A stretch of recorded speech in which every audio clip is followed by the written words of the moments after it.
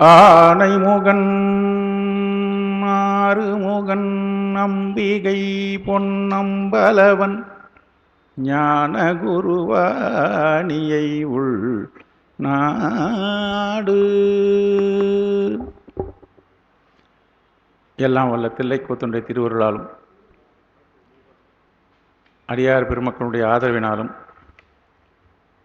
இந்த காஞ்சி மாநகரத்திலே திருமுறைகளை அடியார் பெருமக்களுடைய உள்ளத்திலே கொண்டு செல்கின்ற வகையிலே அரும்பாடுபட்டு நிகழ்த்தி வருகின்ற ஞானமையா அவர்களை, அவருக்கு உறுதுணையாக இருந்து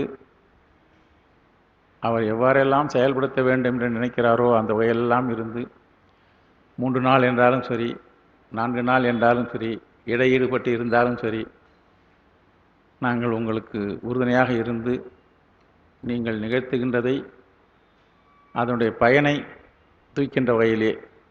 ஏனென்றால் எந்த காரியமாக இருந்தாலும் செய்பவர்கள் செய்தாலும் அந்த செய்கின்ற செயல் சிறப்படைய வேண்டுமென்றால் செய்பவருடைய உள்ள கருத்து விளங்க வேண்டும், உள்ள கருத்து சரியான முறையிலே நிறைவடைய வேண்டும். அந்த வகையிலே அவருக்கு உறுதுணையாக இருந்து கொண்டிருக்கின்ற காஞ்சி மாநகரத்திலே இருந்து அவர் காலதாமதமாக காஞ்சி மாநகரத்திற்கு இந்த செயலுக்கு வந்திருந்தாலும் அவருடைய பணிக்கு தோளோடு தோள் நின்று உதவுகின்ற அத்துணை நல்ல உள்ளங்களையும் வணங்கி அடியனையும் ஒரு பொருட்டாக நினைத்து 11ஆம் திருமுறையை படிக்க வைத்திருக்கின்ற அவருடைய திருவடிகளை வணங்கி மகிழ்கிறேன். முற்றோதல் என்று செய்கின்ற முறையிலே இப்போதெல்லாம் திருவாசகம்தான் முதுமையாக சென்று கொண்டிருக்கிறது, முதன்மையாக சென்று கொண்டிருக்கின்றது. ஏனென்றால் திருவாசகத்தை முழுமையாக அதிலே ஈடுபட்டு இருப்பதற்கு காரணம் என்ன என்றால் திருவாசகத்தை புரிந்து கொள்ளாதது தான். திருவாசகத்தினுடைய பொருள் யாராலும் உணர முடியாது என்பதை மாணிக்க வாசக பெருமானே கடைசியிலே சொல்லிவிட்டு சென்று இருக்கின்றார். அதில் உணர்வதற்காக யாராவது தலைப்பட்டார்களே ஆனால் கொஞ்சம் சங்கடம்தான். பல்வேறு உரைகள் திருவாசகத்தை எழுதியிருக்கின்றது. படிக்க ஆரம்பிக்கின்றோம், ஒரு 3 பக்கம் 4 பக்கம் படித்த உடனே சோறு ஏற்பட்டு விடுகின்றது, விட்டு விடுகின்றோம். பிறகு அதை தொடர்வதற்கே மனசு இருக்க மாட்டேன்னுது. அடப்போ படித்தாமோ. காரணம் என்ன என்றால் ஆண்டவனுடைய திருவுருள் இல்லை என்றால் திருவாசகத்தை உணர்ந்து கொள்ள முடியாது. ஆகையினாலே நாம் அதுக்கு செல்லவில்லை. திருமுறைகளையும் திருமுறை முற்றுவதல் என்பது கொஞ்சம் சங்கடமான விஷயம்தான். முழுமையாக திருமுறையை முற்றுவதல் செய்வது என்பது இயலாத ஒரு காரியம். இந்த திருமுறையை முற்றுவதல் செய்ய வேண்டும் என்று விரும்பினவர்கள் எல்லாம் சுருக்கமாக சில செயல்களை செய்துவிட்டு சென்றிருக்கிறார்கள். அதற்கு வரலாறு வழிவிட்டு இருக்கின்றது. எடுத்துக்காட்டாக ஞானசம்பந்த பெருமானுடைய பதியங்களை முழுமையாக பாட வேண்டும் என்று தந்தையார் விருப்பத்திற்கு கேட்ட பொழுது நான் என்னுடனே நீங்கள் தொடர்ந்து வர இயலவில்லை, ஆகையினால் சதாசர்வ காலம் என்னுடைய பாடல்களை உங்களால் கேட்பதற்கு வாய்ப்பு இல்லை, இப்போ இருக்குன்னா வாட்ஸ்அப்பில் அனுப்பிச்சுடலாம் இல்லை. ஆகையினாலே குறிப்பிட்ட ஆண்டுகள், சில ஆண்டுகள் ஏறக்குறைய ஒரு ஆண்டுகளோ அது ரொம்ப ஆராய்ச்சி பண்ணி அது யாரும் இன்னும் தீர்மானமாக சொல்லலை. பெரிய புராணத்தை எண்ணி படிக்கிற போது கூட அந்த நிகழ்ச்சி எப்போது என்று எத்தனை ஆண்டுகளும் காலத்தை யாருமே சொல்லலை. அந்த காலம்தான் வந்து தொக்கி நிற்கிறது. அங்கே எவ்வளவு மாதங்கள் இல்லது எவ்வளவு ஆண்டுகள் இவரை தோள் மேலே சுமந்து சென்றார் என்பதை பார்க்கின்ற பொழுது ஒரு 6-7 தலங்கள் செல்கின்ற பொழுதே உடனடியாக பெருமான் அவருக்கு பல்லக்கு கொடுத்து விடுகிறார். தந்தையாருடைய உதவி தேவைப்படாமல் இருக்கிறது. அப்பொழுதும் கூட தொடர்ந்து செல்லுகின்றார். பிறகு இடைவெளி இருக்கிறது. உன்னுடைய பாடல்களை எல்லாம் என்னால் தொடர்ந்து பார்க்க முடியவில்லையே, பாடல் முடியவில்லையே, கேட்க முடியவில்லையே என்று இருக்கின்ற பொழுது அவருக்காக ஒரு பதிகத்தை பாடி கொடுத்ததார் என்பது ஓருருவாயினை மானாங்காரத்தை என்னுடைய ஒரு பதிகம். அது வரலாறு சொல்லுகிறது, பெரியவர்கள்லாம் சொல்லியிருக்கிறாங்க. பெரியவர்கள் இல்லாத சொல்ல மாட்டாங்க. பெரியவர்கள் சொல்லியிருப்பதையெல்லாம் நாம் ஏற்றுக்கொண்டு செயல்பட்டுத்தான் ஆக வேண்டும். அவர்கள் நிச்சயமாக உணர்ந்து சிந்தித்து செயல்பட்டு இருக்கிறார்கள், அதில் சந்தேகமே இல்லை. அந்த வகையிலே அந்த ஓருருவாயினை மானாங்காரத்தை என்பது ஞானசம்பந்தருடைய பதிவு முழுவதையும் படித்ததற்கு சமமாக இருக்கும் என்று ஒன்று. அதற்கு அப்புறம் திருமுறைகளை முழுவதுமாக நாங்கள் படிப்பதற்கு ஒரு நாளிலே படிப்பதற்கு எங்களுக்கு கால அவகாசம் இல்லை, போதாது என்று முனிவர்கள் எல்லாம் ஒன்றாக சேர்ந்து, முனிவர்கள் அகத்தியத்திலே சென்று திருமுறைகளை ஒரு நாளிலே முழுமையாக படிக்கவில்லை. அது ஷிஃப்ட்டு போட்டு ஒரு ஒரு நாளைக்கு கொஞ்சம் படிக்க முடியுது, அப்புறம் மீண்டும் கொஞ்ச நாள் படிக்க முடியுது. தொடர்ச்சியாக படிக்க முடியல. அதற்கு ஏதாவது ஒரு எக்ஸ்ட்ராக்ட் அதில் எதனா இருக்குதா? சுருக்கி கொடுக்க முடியுமான்னு கேட்கிறபோது, அகத்தியர் 25 பதிகங்களை திருமுறையிலே இருக்கிற மொத்த செய்திகளையும் 8 தலைப்புகளாக தொகுத்து, அந்த 8 தொகுப்புகளிலே 25 பதிகங்கள். அந்த 8 தொகுப்பிலே 25 பதிகங்களை நீங்கள் முழுமையாக படித்து விட்டீர்களானால், திருமுறைகளை முழுவதுமாக கற்றதற்கு சமமாகும் என்று சொல்ல முனிவர்கள் எல்லாம் அதை சிறமேற்குவித்து செயல்படுத்தி வந்தார்கள். ஏனென்றால் திருமுறையை 12 திருமுறைகளையும் முழுமையாக முற்றுவதல் செய்வது என்பது சங்கடமான காரியம். நான் 12 திருமுறையை முற்றுவதல் செய்ய தொடங்கி 2011 தொடங்கணும்.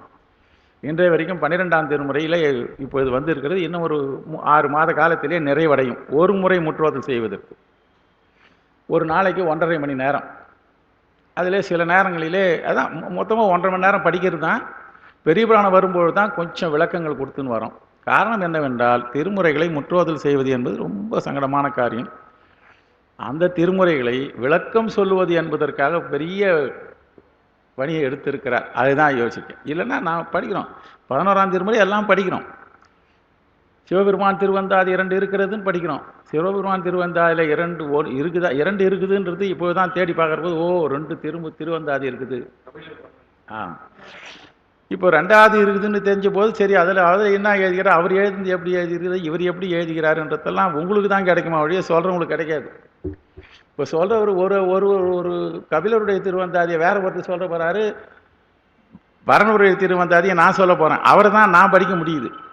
இதெல்லாம் கேட்பதற்கு அதனால தான் கேட்டல் உடையார் பெரியார்னு சொல்கிறாங்க. நாங்கள்லாம் கற்றல் சொல்லுவதற்காக கற்கின்றோம். அதை கேட்கின்ற பொழுது அதில் எவ்வளவு பலன் கிடைக்கிறது, அதில் என்னவெல்லாம் எழுதியிருக்கிறார் என்று சொல்லுகின்ற பொழுது ஒரு பெரிய வரலாற்று உண்மைகள்.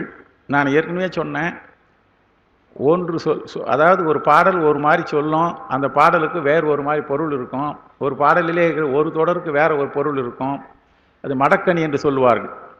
ஒரே தொடரோ ஒரு சொல்லோ ஒரு பாடலிலே ஒன்றுக்கு மேற்பட்ட முறையிலே வெவ்வேறு பொருள்களை தருமானால் அதற்கு மடக்கணி என்று பெயர். அது இன்னும் சொல்லப்போனால் சொல் பின்வரு நிலையணி, பொருள் பின்வரு நிலையணின்னு சொல்லுவாங்க. சொல் பொருள் பின்வரு நிலையணின்னு சொல்லுவாங்க. ஆகையினால சொல்லு ஒன்றா வரும், பொருள் வேறு வேறு வரும். இதெல்லாம் இலக்கணத்தில் இருக்கிறது. இவ்வளவு இலக்கணத்தையும் அருமையான வெண்பாக்களால் வகுத்து சங்ககால புலவருக்கு சமமான முறையிலே எழுதியிருக்கிறாரு பரணதேவர். அதை நம்ம பார்த்தோம். நான் அதுக்கு உங்களுக்கு முதல்ல ஒரு உதாரணத்துக்கு ஒரு கதை சொன்னேன். வாராதே வாராதே சொன்னேன் வந்தால் இருக்கிறான் என்பால் ஒருவன். ஒரே சொல்லு வெவ்வேறு பொருளே இருக்கும் என்பது உண்டு. பல சொற்கள் நமக்கு பொருள் புரியாமலே இருந்திருக்கின்றது. ஆனால் எல்லாருக்கும் அந்த பொருள் புரியாமல் இருக்கிறது என்று நினைக்க முடியாது. அதனால் நான் அப்போவே சொன்னேன், ஒவ்வொரு முறையும் ஏதாவது ஒரு இது மாதிரியான ஒரு இலக்கியத்திலே இருக்கிற ஒரு முக்கியமான செய்திகளை உங்களுக்கு சொல்லி, ஒரு கதையாக மாதிரி தான் இருக்கும், அதில் இந்த இலக்கிய செய்திகளை சொல்லி தொடங்குறேன்னு சொன்னேன். இன்றைக்கு ஒரு செய்தியை சொல்கிறேன். புலமை என்பது எல்லோரிடத்திலும் இருந்தது. இப்பொழுது இந்த புத்தகத்தையே நான் படிக்கின்ற பொழுது குறிப்புரை எழுதியிருக்கிறாரு அரணை வடிவேல்மலர். அவருடைய குறிப்புரையை படிக்கின்ற பொழுது எனக்கு ஒன்றும் புரியல. இந்த ஐயா மாதிரி இருக்கிறவங்க புத்தகம்லாம் எழுதுகிறவங்களுக்கு ஓரளவுக்கு அந்த குறிப்புரையை வச்சு அது என்ன என்று முழுமையாக தெரிஞ்சுக்கிறது வாய்ப்பு இருக்கும். ஏன் நீங்கள் கூட ஓரளவுக்கு புரிந்து கொள்ளலாம். ஏனென்றால் கேள்வி ஞானத்தை வைத்து தெரிந்து கொள்ளலாம். அறிவு என்பது படித்தால் மட்டும் வருவதல்ல, அனுபவத்தில் வருவது. அதிலே ஒரு புலமை இருக்கிறதா இல்லையா, புலமை இல்லாத இடத்திலே சென்று ஒரு புலவர் என்ன செய்ய முடியும்? யோசனை பண்ணி பாருங்கள். புலமை இல்லாத இடத்துல புலவர் சென்றாருக்கு அவருக்கு என்ன வேலை இருக்கும்? பாரதத்தை சொல்லுகிறேன் என்று ஒரு இடத்திலே சொன்னால் பாரதம் அதெல்லாம் தேவையில்லை போயா அப்படின்வாங்க. ஆகையினாலே இந்த புலவர் ஒரு ஊருக்கு செல்லுகிறார். அந்த காலத்திலே நடைப்பயணத்திலே தான் செல்லுவது. அந்த காலத்தில் ஏறக்குறைய ஒரு நம்ம 7ஆம் நூற்றாண்டு 8ஆம் நூற்றாண்டிலே கூட ஊர் பயணம் செல்பவர்களுக்கெல்லாம் செல்லுகின்ற இடங்களிலெல்லாம் அவர்களுக்கு தங்குவதற்கு இடம் கிடைத்தது, உணவு சரியாக கிடைத்தது. அதற்கென்றால் அந்த காலத்திலே எந்த அரசராக இருந்தாலும் ஆண்டு கொண்டிருப்பவர்களெல்லாம் அவர்களுக்கெல்லாம் வழிவகை செய்திருந்தார்கள் என்பதை நாம் புராணங்களிலே பார்க்கிறோம். அவ்வாறு அந்த அரசர் முழுமையாக செய்திருக்கிற ஒரு காலத்திலே இருந்தது. இந்த புலவர் செல்லுகிறார். நாம் புலவர், இங்கே சென்று நம்முடைய பேச்சை கேட்பார்களோ? சும்மா இருக்க முடியாது. புலவர் என்றால் சும்மா இருக்க முடியாதுங்க. புலவர்களால் சும்மா இருக்கவே முடியாது. எங்கேயாவது கிடைப்பாங்களா? 4 பேர் ஆப்பிடுவாங்க, ஒன்று சொல்கிறேன் வா அப்படின்னு கேட்டு சொல்லிட்டு இருப்பாங்க. இப்போ அது மாதிரி தான் நாங்கள்லாம் ஒரு சில இடங்களை ஏற்பாடு, என்னை பொறுத்த வரையில் ஏதாவது சொல்லணும், ஏதாவது கேட்கணுன்றதுக்காகவே ஒரு 3 இடத்த நான் தீர்மானமாக பிடிச்சி வச்சுட்டு இருக்கிறேன். அந்த இடத்துல போய் அது ஏதாவது நம்ம படிப்போம், அதுக்காக சொல்லுவோம் என்றது. 1 மணி நேரம் முன்னாடியே இன்றைக்கி இது பேசணுன்ற போது ஒரு முறை படிக்கிறோம். அதை படிப்பதனால ஒரு இருக்கிற ஆனந்தம், அதை அனுபவிச்சவங்களுக்கு தான் தெரியும். இந்த புலவர் பார்க்குறார், நம்ம செல்லுகிறோம், இந்த ஊரிலே நம்முடைய செயல்பாடுகள்லாம் முடியுமா? இங்கே இருப்பவர்கள் புலமைத்திறம் இருப்பவர்களாக இருக்கிறார்களா? நாம் சொன்னால் கேட்பார்களா? இவர்களுக்கு இந்த தமிழின் மீதும் தமிழ் இலக்கியத்தின் மீதும் நம்ம சொல்கிறவங்களாம் ஆனந்தம் இருக்கிறதா? இவருடைய அறிவு எவ்வாறு இருக்கிறது என்பதை பற்றி அறிய வேண்டும் என்று ஒண்ணம். இவர் ஆற்றங்கரைக்கு அருகிலே சென்று வருகிறார். ஆற்றங்கரையிலிருந்து போகிறார், ஆற்றை கடந்து செல்லுகிறார். அந்த ஆற்றங்கரையை நோக்கி பெண் ஒருவள் வந்து கொண்டிருக்கிறாள். இந்த ஊரிலே இருப்பவர்களுடைய ஆற்றல் எவ்வாறு இருக்கிறது, திறமை எவ்வாறு இருக்கிறது என்பதை தெரிந்து கொள்ள வேண்டும் என்பதற்காக இந்த புலவர் அந்த அம்மா கிட்ட ஒரு கேள்வி கேட்குறார். அந்த அம்மாவை பார்த்து, இந்த ஊரிலே இருப்பவருடைய தன்மை எவ்வாறு இருக்கிறது அப்படி என்பதை ஒரு கேள்வி கேட்குறார். கேள்வி கேட்ட உடனே அந்த அம்மா ஒரு பதில் சொல்லிட்டாங்க. இவர் என்ன கேள்வி கேட்டார், என்ன பதில் சொன்னார்ன்றது தான் இப்போ சொல்ல போகிறேன். புலவர் அந்த அம்மையாரை பார்த்து, அரைப்பாறை அரைத்து தேய்ப்பாறை தேய்த்து மூயிரண்டிற்கு செல்லும் பெண்ணே, இதற்கு ஒரு மருந்து சொல்லாயினர். அந்த அம்மாவை பார்த்து இவரு தான் சொன்னார். உடனே என்ன பாருங்க, இந்த சொல் தொடர் பாருங்க. அரைப்பாறை அரைத்து தேய்ப்பாறை தேய்த்து மூவிரண்டிற்கு செல்லும் பெண்ணே, இதற்கு ஒரு மருந்து சொல்லாயினா. யோ, உன் வேலையை பார்த்தும்போ, என் வேலையை பார்த்து போகிறோம், ஒன்றும் ஏன் என்னென்னமோ புரியாதெல்லாம் பேசிக்கிறேன்னு அந்த அம்மா சொல்லணும். இவர் இந்த வார்த்தையை சொன்ன உடனே அந்த அம்மா, புலவரே நீங்கள் என்ன தான் கேள்வி கேட்டீங்க, நான் நிச்சயமாக சொல்கிறேன், என்னை பற்றி இவ்வளோ தெளிவாக சொல்லிட்டீங்களே. அந்த அம்மா, என்னை பற்றி இவ்வளோ தெளிவாக சொல்லிட்டீங்களே, நீங்கள் என்ன கேள்வி கேளுங்க சொல்லுங்கன்னார். உடனே புலவர், பரவாயில்ல, நம்ம சொன்னது இந்த அம்மா உணர்ந்து கொண்டார்கள், அவளைத்தான் கேட்கிறோம் என்று தெரிந்து கொண்டார்கள். ஒரு கேள்வி, உடனே இந்த அம்மா கிட்ட கேள்வி கேட்க போகிறார். சுத்தரனு அந்த கேள்வினாக்கா, நால்மா காணியில் ஐவர் புலிநகம் பட்டு, என்ன சார் இது விடுகதை போடுற மாதிரி இருக்குதுன்னு இந்த அந்தாதி அப்படி தான் இருக்குது. நான் அதில் எடுத்துக்காட்டு அதுதான் சொல்லிடுறேன். நால்மா காணியில் ஐவர் புலிநகம் பட்டு என்மா காணி வரை சிலையோடி போச்சு, அரைப்பாறை அரைத்து தேய்ப்பாறை தேய்த்து மூவிரண்டிற்கு செல்லும் பெண்ணே, இதற்கு ஒரு மருந்து சொல்லாயினர். அந்த அம்மா வந்து ஒன்றும் புரியல, நமக்கு ஒன்றும் புரியல. அவங்க என்ன சொன்னாங்க, என்ன புலவரே இது தெரியலையா உங்களுக்கு? சுத்தரவனுக்கு புத்தனம், புத்தரவனுக்கு மித்துரு, மித்துருக்கு சத்துரு, சத்துருக்கு தாய் வந்தா போன்னு சொல்லிட்டு அந்த அம்மா போயினாங்க. புலவர் பார்த்தார், ஆஹா, இந்த ஊரிலே பெண்கள் இவ்வளவு இலக்கிய திறன் உடையவர்களாக இருந்தார்கள், அறிவுடைகளாக இருந்தார்கள், நம்ம வியாபாரம் இந்த ஊரில் நல்லா நடக்கணும்னு சொல்லிட்டு புலவர் மகிழ்ச்சியாக போனாராம். அவர் மகிழ்ச்சியாக தான் போனார். இது என்ன கேட்டார், என்ன கேள்வின்னு. முதல்ல அரைப்பாறை அரைத்து தேய்ப்பாறை தேய்த்துன்னு இவர் கேட்ட கேள்வி, நால்மா காணியில் ஐவர் புலிநகம் பட்டு எண்மா காணி வரை சிலையோடி போச்சுன்னு. அது பாருங்க, 4 மா காணி என்றால் காலு, பழைய கணக்கு. காணி முந்திரி, முந்திரி அரிக்காணி முந்திரி காணின்னு சொல்லுவாங்க, பழைய கணக்கு. அந்த காலத்தில் அதுதான் கணக்கு. இப்போ அந்த மில்லி சென்டின்னு சொல்லியிருப்பாங்க. அந்த கணக்கு தெரியும். 4 மா காணியில் ஐவர் புலிநகம். ஐவர் புலிநகம் என்றால் நெருங்கி முள்ளு. ஆத்தங்கரை போயின்னு இருக்கிறாரு, அங்கெல்லாம் தட்டை தட்டையாக வந்து அந்த அந்த ஐவர் புலிநகம் நெருங்கி முள் பார்த்துருப்பீங்க. அந்த நெருங்கி முள் எடுத்து பார்த்தாக்கா அதில் 5 முள் இருக்கும், 5 பகுதியில் முள் இருக்கும். அந்த ஐவர் புலிநகம் 4 மா காணியில் என்றால் காலு, 4 மா காணியில் என்றால் காலில். ஐவர் புலிநகம் அந்த நெருங்கி முள் பட்டுது. அதுன்னா ஆச்சு, எண்மா காணி வரை சிலையோடி போச்சுன்னாராம். 4 மாகாணி காலு, ஏற்கனவே கணக்கு சொல்லிட்டோம். 8 மாகாணி அரை. அரைன்னா மனிதனுக்கு அரை என்பது அது இடுப்பு. அந்த காலில் புலிநகம் பட்டுது, அந்த நெருஞ்சி முள் பட்டுது, அது அப்படியே இடுப்பு வரை பிடிச்சிக்கிச்சு. என்னமா பண்ணுறதுன்னு கேட்டான். அதான் 4 மா காணியில் ஐவர் புலிநகம் பட்டு எண்மா காணி வரை சிலையோடி போச்சு, அரைப்பாறை அரைத்து சீக்கா அம்மியில் வச்சு சீக்காவை நல்லா அரைச்சி தேய்ப்பாறை தேய்த்து எண்ணெய் தேய்ச்சிட்டு மூவிரண்டிற்கு போகும் பெண்ணானார். ஆற்றுக்கு போகிற பெண்ணே இதற்கு மருந்து சொல்லாயின்னு கேட்டார். கேள்வி எவ்வளோ சிக்கலாக இருக்குது. அந்த அம்மா உடனே விளக்கம் சொல்லாதே புரிஞ்சுக்கினாங்க. புரிஞ்சிட்டு அந்த அம்மா பதில் சொன்னாங்க, இந்த பாரு புலவரே, இது நெருஞ்சி முள் விஷம் இல்லாது, வேலிக்காத்தா முள்ளா இருந்தால் தான் சங்கடம். நெருஞ்சி முள்ளாம் ஒன்றும் பண்ணாது, கொஞ்ச நேரம் உட்காந்து போனால் சரியாக போடுன்னு சொல்லணும். அவங்க என்ன பண்ணாங்க, ஓ புலவர் நம்மக்கிட்ட இவ்வளோ கேள்வி கேட்குறாரு, நம்மளும் அவருக்கு புரிகிற மாதிரி சொல்லுவோம்னு சொல்லிட்டு சுத்தரனுக்கு புத்திரன், புத்திரனுக்கு மித்திரு, மித்திருக்கு சத்துரு, சத்துருக்கு தாய் வந்தால் போகணுன்னார். சுத்திரம் என்றால் காலையில் இருந்து அப்படி போகிறான், அப்புறம் திருப்பி காலையில் அப்படி வரான், அப்படி போகிறான்ல சூரியன். சூரியனுக்கு புத்திரன் சூரியகுமாரன் யார்? கர்ணன். கர்ணனுக்கு மித்திரு யார்? துரியோதனன். மித்திருன்னா நண்பன், துரியோதனன். அந்த அவனுக்கு எதிரி யார்? சத்துரு. எதிரி இந்த பாண்டவர்கள். சத்துருக்கு தாய் யார்? குந்தி. மொத்தமாக சேர்த்து கொஞ்ச நேரம் குந்தி போனால் சரியா போடும் போடாங்க. குந்தி என்ற ஒரு சொல்லை சொல்வதற்கு இவ்வளவு தொலைவு சொல்லியிருக்கிறாங்க. நான் இதை படிக்கிற போது அந்த ஞாபகம் எனக்கு வந்தது. பல இடங்களிலேயே நான் ஒன்று நினைக்கிறோம், இவர் ஒன்று சொல்கிறார், அது எப்படி தான் அது. ஆனால் வேறு 2 உரையில் பார்த்தேன். அந்த உரைகளிலே அவ்வளோ ஆழமாக அதை போகவில்லை.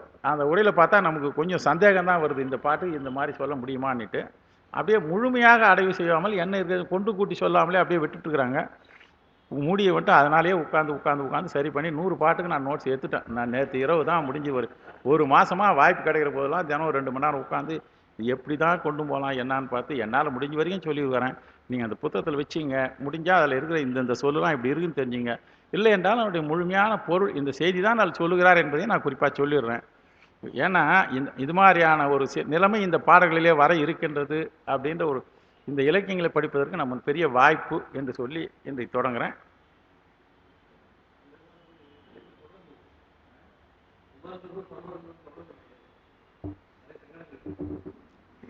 எட்டாவது பாடல்.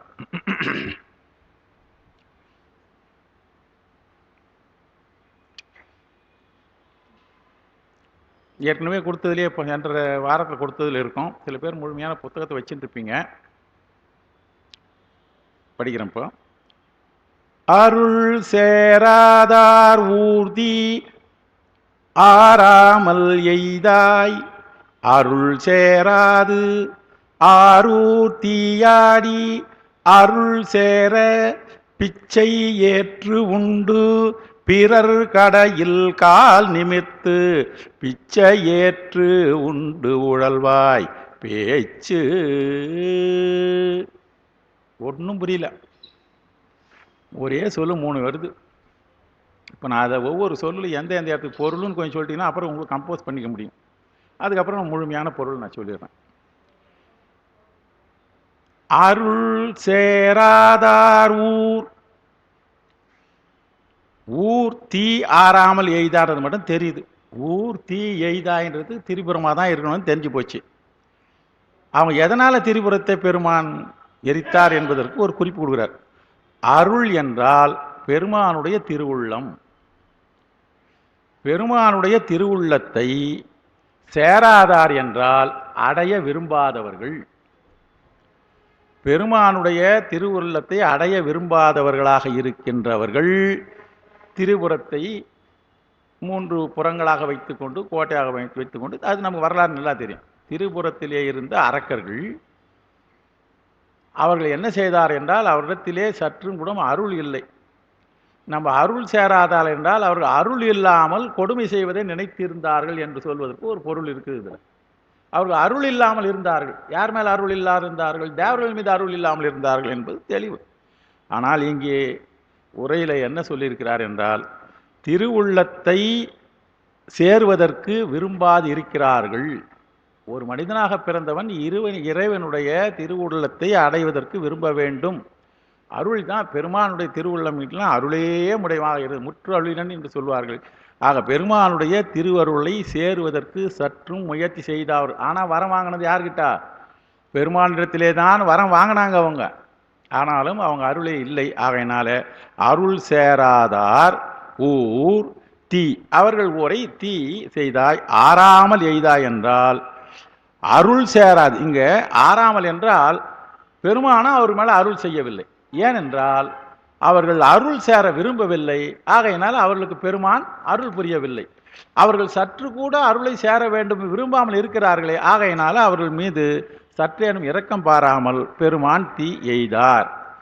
அதுபோல பெருமான் என்ன பண்றாரு, அடுத்தது தீ எய்தார் இல்லையா, அவர் அருள் என்பது அடுத்த ரெண்டாவது அருள் இருக்கு பாருங்க, அது இரக்கம். ரெண்டாவது இருக்கிற அருள் இரக்கம் என்ற பொருளிலே வருகிறது. இரக்கம் சேராது ஆரூர் தீயாடி. ஆரூரிலே திருவாரூரிலே இருக்கின்ற பெருமானே, நீ தீயிலே ஆடிக்கொண்டிருக்கிறாய். அடுத்தது அருள் சேர என்றால், அடுத்தது மூணாவது அருள் பாருங்க, தனிச்சீர் இருக்கு இல்லையா அருள், அந்த அருள் ஞானம், இறை உணர்வு. ஞானம் இறை உணர்வு. இதனால இங்க ஞானம் இறை உணர்வு உயிர்கள் சேர வேண்டும் என்பதற்காக பிச்சை ஏற்று உண்டு. இந்த பிச்சை என்பதற்கு பிச்சு இல்லைன்னா பித்துன்னு கொடுத்துருக்காரு. ஆமாம், பிச்சாக தெரிகிறார். இந்த பிச்சு என்ற வார்த்தை நான் ஏற்கனவே சொல்லியிருக்கிறேன். வள்ளலார் அடிக்கடி பிச்சு என்ற வார்த்தையை சொல்லுவாங்க. வேற அதிகமாக அது பேசுன மாதிரி தெரியல. அப்படியே உலகியலில் பார்ப்பாரு என்ன பாருங்க, பிச்சு அப்படின்ற ஒரு சொல்கிறேன். அதுக்கு என்ன பொருள்னு எனக்கு என்னமோ பல பேரை தெரியுதுன்னு தான் சொல்லிட்டு இருக்கிறாங்க. அது என்னுடைய தந்தையார் சொன்னதான். தந்தையாருக்கு தெரிஞ்சவர் சொன்னாருன்றதுனால பல முறை நான் சொல்லியிருப்பேன். இந்த பிச்சு என்ற வார்த்தை, அதனால் இந்த நம்முடைய இதில் பித்தா பிறைசூடி என்றுலாம் சொல்லியிருக்கு இல்லையா. அதனால் பெருமானுக்கு என்ன இருக்குன்னாக்கா பைத்தியக்காரன் என்று சொல்லுவார். இந்த பைத்தியக்காரன் தான் உலகத்தை எவ்வாறாவது திருவருளுக்கு சேர்த்து திருவருளுக்கு உரியவராக ஆக்க வேண்டும் உயிர்களை என்பது பெருமானுக்கு அதிலே பித்து பிடித்தவனாக திரிகிறான். பித்து என்பதற்கு பல பொருட்கள் சொல்லியிருக்கிறாங்க. அதில் ஒரு பொருளாக இதை சொல்லியிருக்கிறாங்க உரையாசிரியர்கள். நான் பல முறை சொல்லியிருக்கிறேன். ஆகையினால பெருமான் பிச்சை பித்து என்கின்ற தன்மை ஏற்று உண்டு பிறர் கடையில் கால் நிமிர்த்து, ஆகையினால் வீடுதோறும் சென்று தன்னுடைய பெருமையை பாராமல் கூட உலகத்தினவரை ஈடேற்ற வேண்டும். என்ன ஈடேற்ற வேண்டும் என்றால், உலகத்தினவர்களுக்கு ஞானம் சேரும்படியாக, உலகத்தினவர்கள் தம்மை அறிந்து ஞானத்தை அடைய வேண்டும் என்பதற்காக இந்த அருள் சேர என்பது மூன்றாவது தனிச்சீர் அந்த அருள் சேர ஞானம் இறை உணர்வு, இந்த இறைவனு சேரும்படியாக பெருமான் பிச்சை ஏற்று உண்டு பிறர் கடையில் கால் நிமிர்த்து வீடு வீடா சென்று பிச்சை ஏற்று. பிச்சை ஏற்றால் என்றால் உங்களுடைய ஞானத்தை தருவதற்காக நான் இருந்து கொண்டிருக்கேன், உங்களுடைய பாவத்தை எல்லாம் கொடுத்து விடுங்கள். அதான் ஆணவம் உங்களிடத்திலே அறியாமையெல்லாம் பெருமான் பெற்றுக்கொண்டு கொடுக்கிறார் என்பதனால. ஆகையினால பிச்சை ஏற்று உண்டு உழல்வாய் பேச்சு என்கின்ற இந்த கருத்து இவ்வளோ தொழுவு பாருங்க. இந்த பிச்சு ஏற்று, இந்த பிச்சை என்பதில் ஐ என்பது போலியாக பிச்சு என்று கொள்ள வேண்டும் என்று சொல்கிறார்கள். அப்படி பெண்ண இன்னொன்று உலகத்தில் ஒரு என்ன பண்ணுறாங்களாம், பிச்சை ஏற்றி திரிகிறார் பித்தியாயூர். பெருமான் எத்தன்மையுடையவர், எவ்வளோ பெரிய மனுஷன், பிச்சை ஏற்று உண்கின்றார், பிச்சை ஏற்று உண்டார் என்று உலகத்தில் நிறைய பேசுகிறாங்க. இந்த பேச்சை கூட நீ ஏற்றுக்கொண்டிருக்கிறாய். பிச்சை ஏற்று உழல்பவன் என்று உன்னை உலகமெல்லாம் சொல்லுகின்றது, ஊரெல்லாம் சொல்லுகின்றது. அதை கூட நீ ஏற்று அவைகளை கவலைப்படாமல் நீ அதை எடுத்து உண்டு. எதை உண்டுகிறாய்? அறியாமையெல்லாம் தன் உள் கொண்டு அவர்களுக்கு எதை கொடுக்கிறாய்? அதற்குபடியாக அருளாக இருக்கின்ற ஞானத்தை கொடுக்கின்ற தன்மை உடையவனே என்பது இந்த பாட்டினுடைய பொருள். எவ்வளோ அளவு சொற்களை நம்ம கொண்டு கூட்டி சொல்ல வேண்டியதாக இருக்குது பாருங்க. இதை இன்னும் ஒன்று தெளிவாக சொல்லிடணுனாக்கா, ஆரூரில் தீயாடியே பாருங்க. இந்த ஆரூர் தீயாடின்னு இருக்கு பார்த்தீங்களா, ரெண்டாவது சொல்ல. இதுதான் முதல்ல வச்சுக்கணும். ஆரூர் தீயாடியே. அங்க தொடர்ந்து உன்னுடைய திருவுளங்களில் அடைய விரும்பாத அசுரர்களது திரிபுரத்தை அருள் சேராது எய்தாய். இதன்கண் இந்த அருள் சேராது எய்தாய்ன்னு வரபோது அருள் என்பது இரக்கம் இல்லாமல், அவர்கள் உன்னை அடைய வேண்டும் என்கின்ற தன்மை அவரிடத்திலே இல்லை. பெருமானுடைய திருவுளை அடைய வேண்டும் என்று இல்லாமல் இருக்கிறார்கள். பெருமான் என்ன பண்ணுவார்? இரக்கத்தை கொஞ்சம் காட்ட மாட்டார். நம்ம கூட இன்னும் நம்மளாம் அந்த அளவு வந்துட்டோமான்னா, நம்ம இதில் இருக்கிறவங்க இப்போ இங்கே இருக்கிறவங்களாம் அந்த நிலைமை வந்துட்டு இருக்கிறோம். இன்னும் உலகத்திலே எவ்வளோ பேர் இருக்கிறாங்க. அவங்களை கூப்பிட்டு உட்கார வச்சு இதை சொல்கிறேன் வா அப்படின்னாக்கா, பார் நீ போறியா, நீ போய்கினே இரு, என்னெல்லாம் வான்னு கூப்பிடாத, எனக்கு தெரியும், உன்னாடு வச்சுக்கோ அப்படின்ற ஒரு சூழ்நிலை இருக்குது. நம்ம சொல்கிறதுக்கு பயப்பட வேண்டிய சூழ்நிலையே இருக்குது பல இடத்துல. இப்போ எங்கள் கூட இருந்து நம்ம இதில் சத் சங்கத்தில் இருக்கிறவங்க கிட்ட கூட சொல்கிறோம். சில பேர் இருக்கிற அமைப்பில் இருக்கிற வாங்கய்யா இந்த மாதிரி இருக்குது போகிறோன்னா, அவங்க பக்குவமாக என்ன சொல்லுவாங்கன்னா, ஐயா வாய்ப்பு இல்லை, எனக்கு இந்த பணி இருக்குது, உங்களுக்கு பெருமான் வாழ்த்து கொடுத்துரு நான் போன்னு சொல்கிறாங்க. அவங்க வந்து அருள் சேராதவங்க இல்லை. நீ இப்போ போய் வா, அவங்க வந்து அருள் சேராது இருக்கணும், அவர் மேலே பெருமான இறக்கம் காட்டாது இருக்க மாட்டான். ஆனால் நீ போறியா, எப்படி போகிற பார்க்குறேன் அப்படின்ட்டு தடுக்கிறதுக்கு முயற்சி பண்ணுறாங்கன்னா அது என்ன தன்மை? அருள் சேராத தன்மை தானே. அதைத்தான் அந்த திரிபுராந்தகர்கள்லாம் செஞ்சாங்க. ஆகையினால தான் அவர்கள் மீது பெருமான இறக்கம் காட்டாமல் எய்தார் என்கிற இதுக்கு சொல்லிக்கினே போனால் ஒரு பாட்டுக்கு நிறைய சொல்லிட்டே போகலாம். இருந்தாலும் அருள் சேராது எய்தாய். அடுத்தது அருளாகிய இறை உணர்வு இல்லாதார் அவ்வுணர்வை பெற வேண்டி பேரருளை ஏற்று அதனால் நலி உண்டு பிச்சை ஏற்பவன் போல செல்லுகிறார். பெருமானுக்கு நான் பசியா அதை எடுத்து சாப்பிடணும்னு இருக்குதா? ஏனென்றால் அந்த பெருமான் இதை இந்த நாடகத்தை நாடகமாக நடப்பதெல்லாம் எல்லாம்னா உய்தி பெறுவதற்காக செய்கிறார். அறியாமையெல்லாம் அறியாமையிலே கிடக்கின்ற உயிர்களை அறியாமை என்கின்ற ஆணவத்தை எடுத்து ஏற்பதற்காக பெருமான் சென்று கொண்டிருக்கிறார் என்கின்ற செய்தி நம்முடைய சித்தாந்தங்கள் சொல்லுகிறது. ஆகையினால அப்படிப்பட்ட தன்மையுடைய பெருமான் என்ன செய்கிறாராம்? பிச்சை ஏற்பான் போல சென்று பெருங்கருணை காரணமாக பிறர் கடைவாயிலே, பிச்சை ஏற்கனா ரோட்ல போய் போக முடியல, பிறர் கடைவாயிலே சென்று, அதுவும் எப்படி செய்ய பாருங்க, பிறன் கடையில் கால் நிமிர்த்து கால் கடுக்க நின்று பிச்சை ஏற்கிறான். உட்கார்ந்து பிச்சை போட்டுன்னு சொன்னா போடுவாங்களா? அதனால கால் நிமித்து செல்லுகின்ற செய்கிறார். அப்படி கொடுத்தது.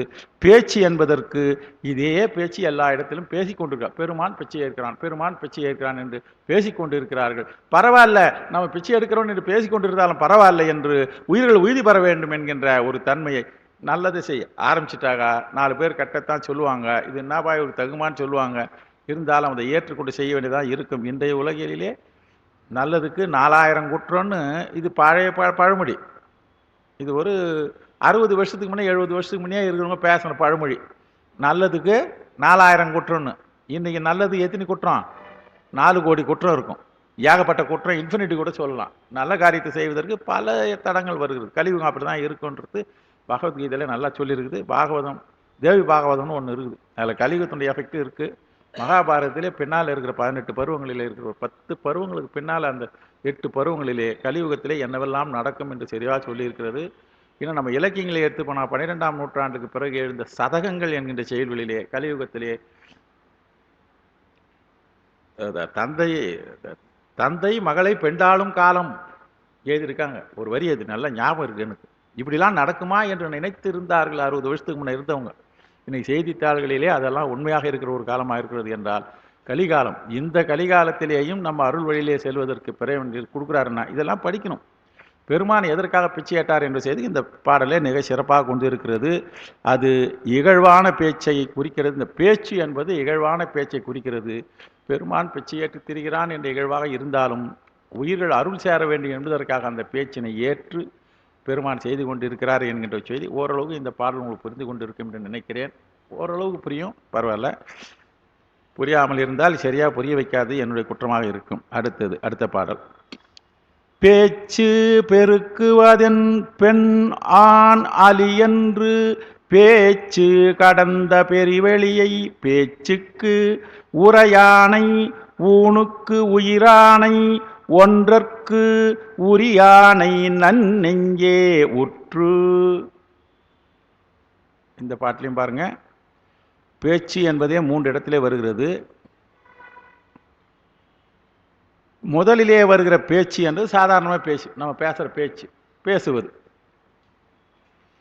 இரண்டாவது அடியிலே முதலிலே வருகிற பேச்சு சொல்லப்படான், அதாவது சொல் என்பது பேச்சு என்பது சொல்லாக வருகிறது.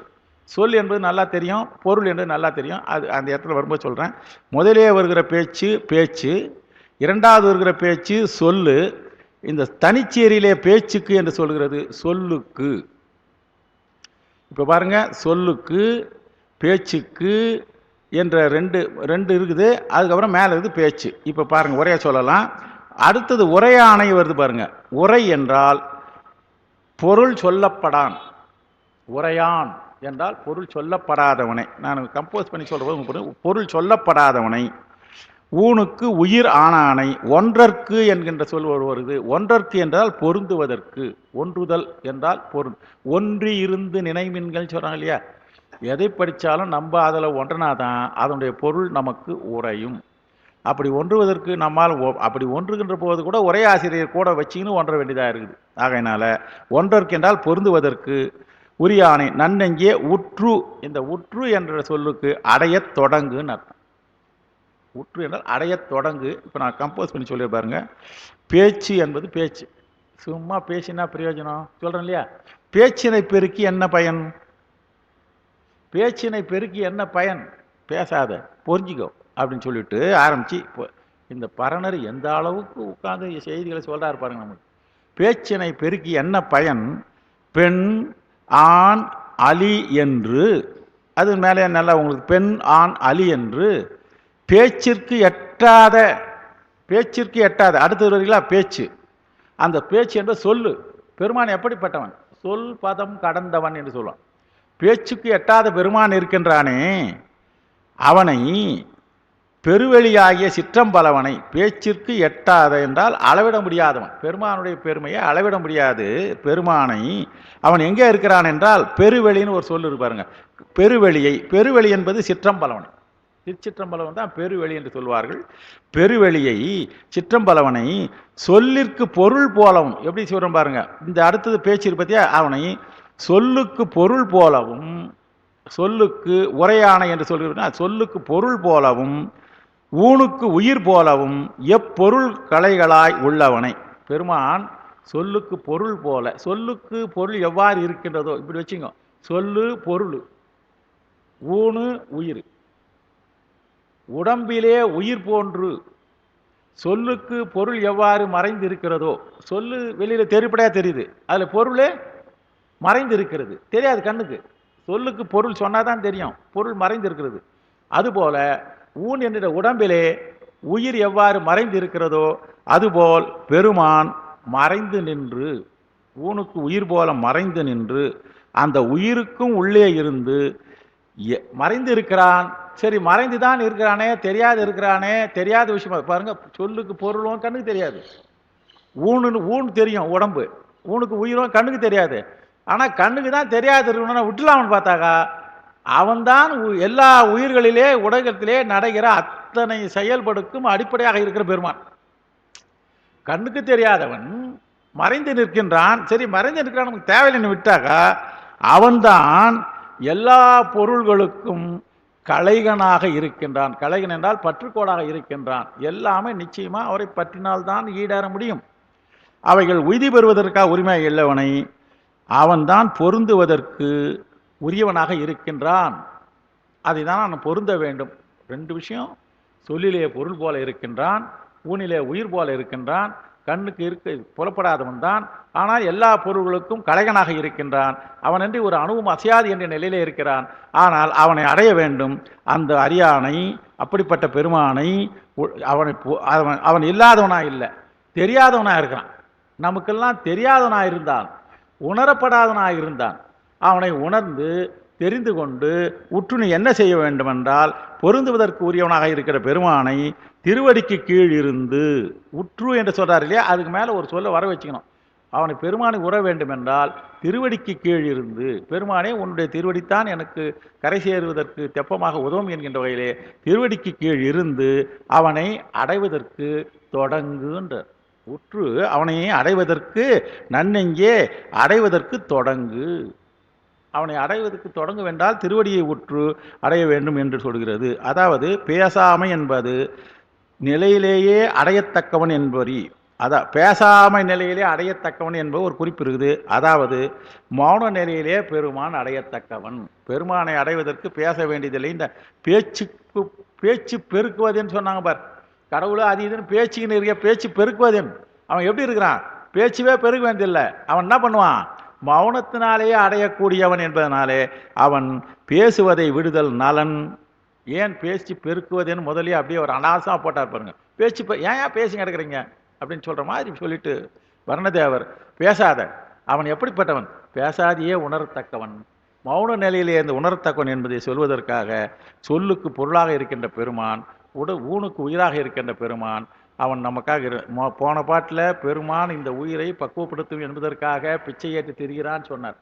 தொடர்ச்சியாக இன்னும் அருமையான கருத்துக்கள் தர ஒவ்வொரு பாட்டிலையும். அடுத்தது இப்போ ஓரளவுக்கு இந்த பாட்டு உங்களுக்கு தெளிவாயிருங்க. இப்போ நீங்கள் என்ன பண்ணால் மறுபடியும் வீட்டில் போய் ஒரு மாட்டி கொஞ்சம் அப்படியே லேசாக அசை போட்டு பார்த்தீங்கன்னா ஒரு கருத்து புரிஞ்சால் போதுங்க, மொத்தமே தேவையில்லைங்க.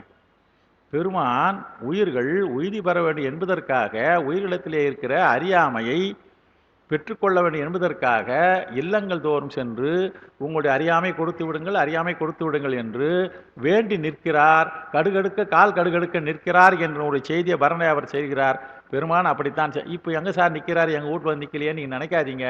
அருளாளர்கள் மூலமாக நிற்கிறார், திருமுறைகள் மூலமாக நிற்கிறார், திருமுறை ஞானிகள் மூலமாக நிற்கிறார், ஐயா போன்றவர்களை ஏற்பாடு செய்கிற சொற்பொழிவு மூலமாக நிற்கிறார். இதில் இருந்து உணர்ந்து கொண்டு பெருமான் அறியாமை பெற்றுக்கொள்வதற்காக தயாராக இருக்கிறார். அந்த அறியாமை விட்டு நாமெல்லாம் அதை அடைவதற்காக என்ன வழி என்றால் இந்த பாடத்தில் சொல்கிறாரு, அவருடைய திருவடியை அடைவதே உயிர்களுக்கு இறுதியாக அடையக்கூடிய நன்மை என்று நினைத்து அவரை போற்றி துதித்து, அதுக்கு திருமுறை வருது, பெருமானை போற்றி துதித்து திருவிடை அடைவதற்கு முயற்சி செய்ய வேண்டும் என்கின்ற ஒரு கருத்து. ஏன்னா இது 11ஆம் திருமுறை, நல்லா ஞாபகம் வச்சு. நான் 9ஆம் திருமுறை சொல்கிற போதே சொன்னேன், ஏற்கனவே இருந்த 7 திருமுறைகள் 8 திருமுறைகளை வைத்து 8ஆம் திருமுறை திருமந்திரம், இது 8ஆம் திருமுறையும் திருவாசகம் ஞான நூல் எல்லாத்தையும் ஒன்றா சேர்த்து வச்சு தான் 9ஆம் திருமுறை ஒரு எக்ஸ்ட்ராக்ட் கொடுத்தாங்கன்னு சொன்னாங்க. இப்போ அது எல்லாம் நம்ம தெரிஞ்சு 10 போய் இப்போ 11ஆவது இருக்கிற போதுன்ற போது இந்த நூலாசிரியர்கள் எல்லாம் அந்த திருமுறைகளை நன்றாக கற்று தேர்ந்தவர்கள். இந்த பரணதேவருடைய காலமும் அவர்கள் சொல்லுகிற போது 9ஆம் நூற்றாண்டை சேர்ந்தவர் என்கிற குறிப்பு இருக்கிறது. ஆகையினால் இந்த நூலிலேயும் அவர் அந்த பழைய திருமுறைகள் ஏற்கனவே இருக்கிற திருமுறைகளினுடைய சாரமாகத்தான் செய்தியை சொல்வார்கள். அவர்கள் குறிப்பாக சொன்ன செய்தியை இவர் நமக்கு குறிப்பாக சொல்கிறார். அவர் விரிவாக சொன்னாங்க. பெருவெளியை பற்று பற்றற்றான் பற்றினை பற்றுன்னு வள்ளுவர் காலத்திலிருந்து தொடங்கி சொல்லியிருக்கிறார்கள். பற்று எனக்கு இன்றி நின்று பாதமே மனம் பாவித்தேன் ஞானசம்பந்தர் சொன்னார். ஆகையினால் அவன் திருவடியை பற்று ஏன் பற்ற வேண்டும் என்பதற்காக அந்த குறிப்பை சொன்னார். அடுத்தது 10வது பாடல். உற்று உரையாய் நன்னெஞ்சே ஓத கடல் வண்ணன் உற்று உரையா வண்ணம் ஒன்றானை உற்று உரையா ஆணை உரித்தானை அப்பனை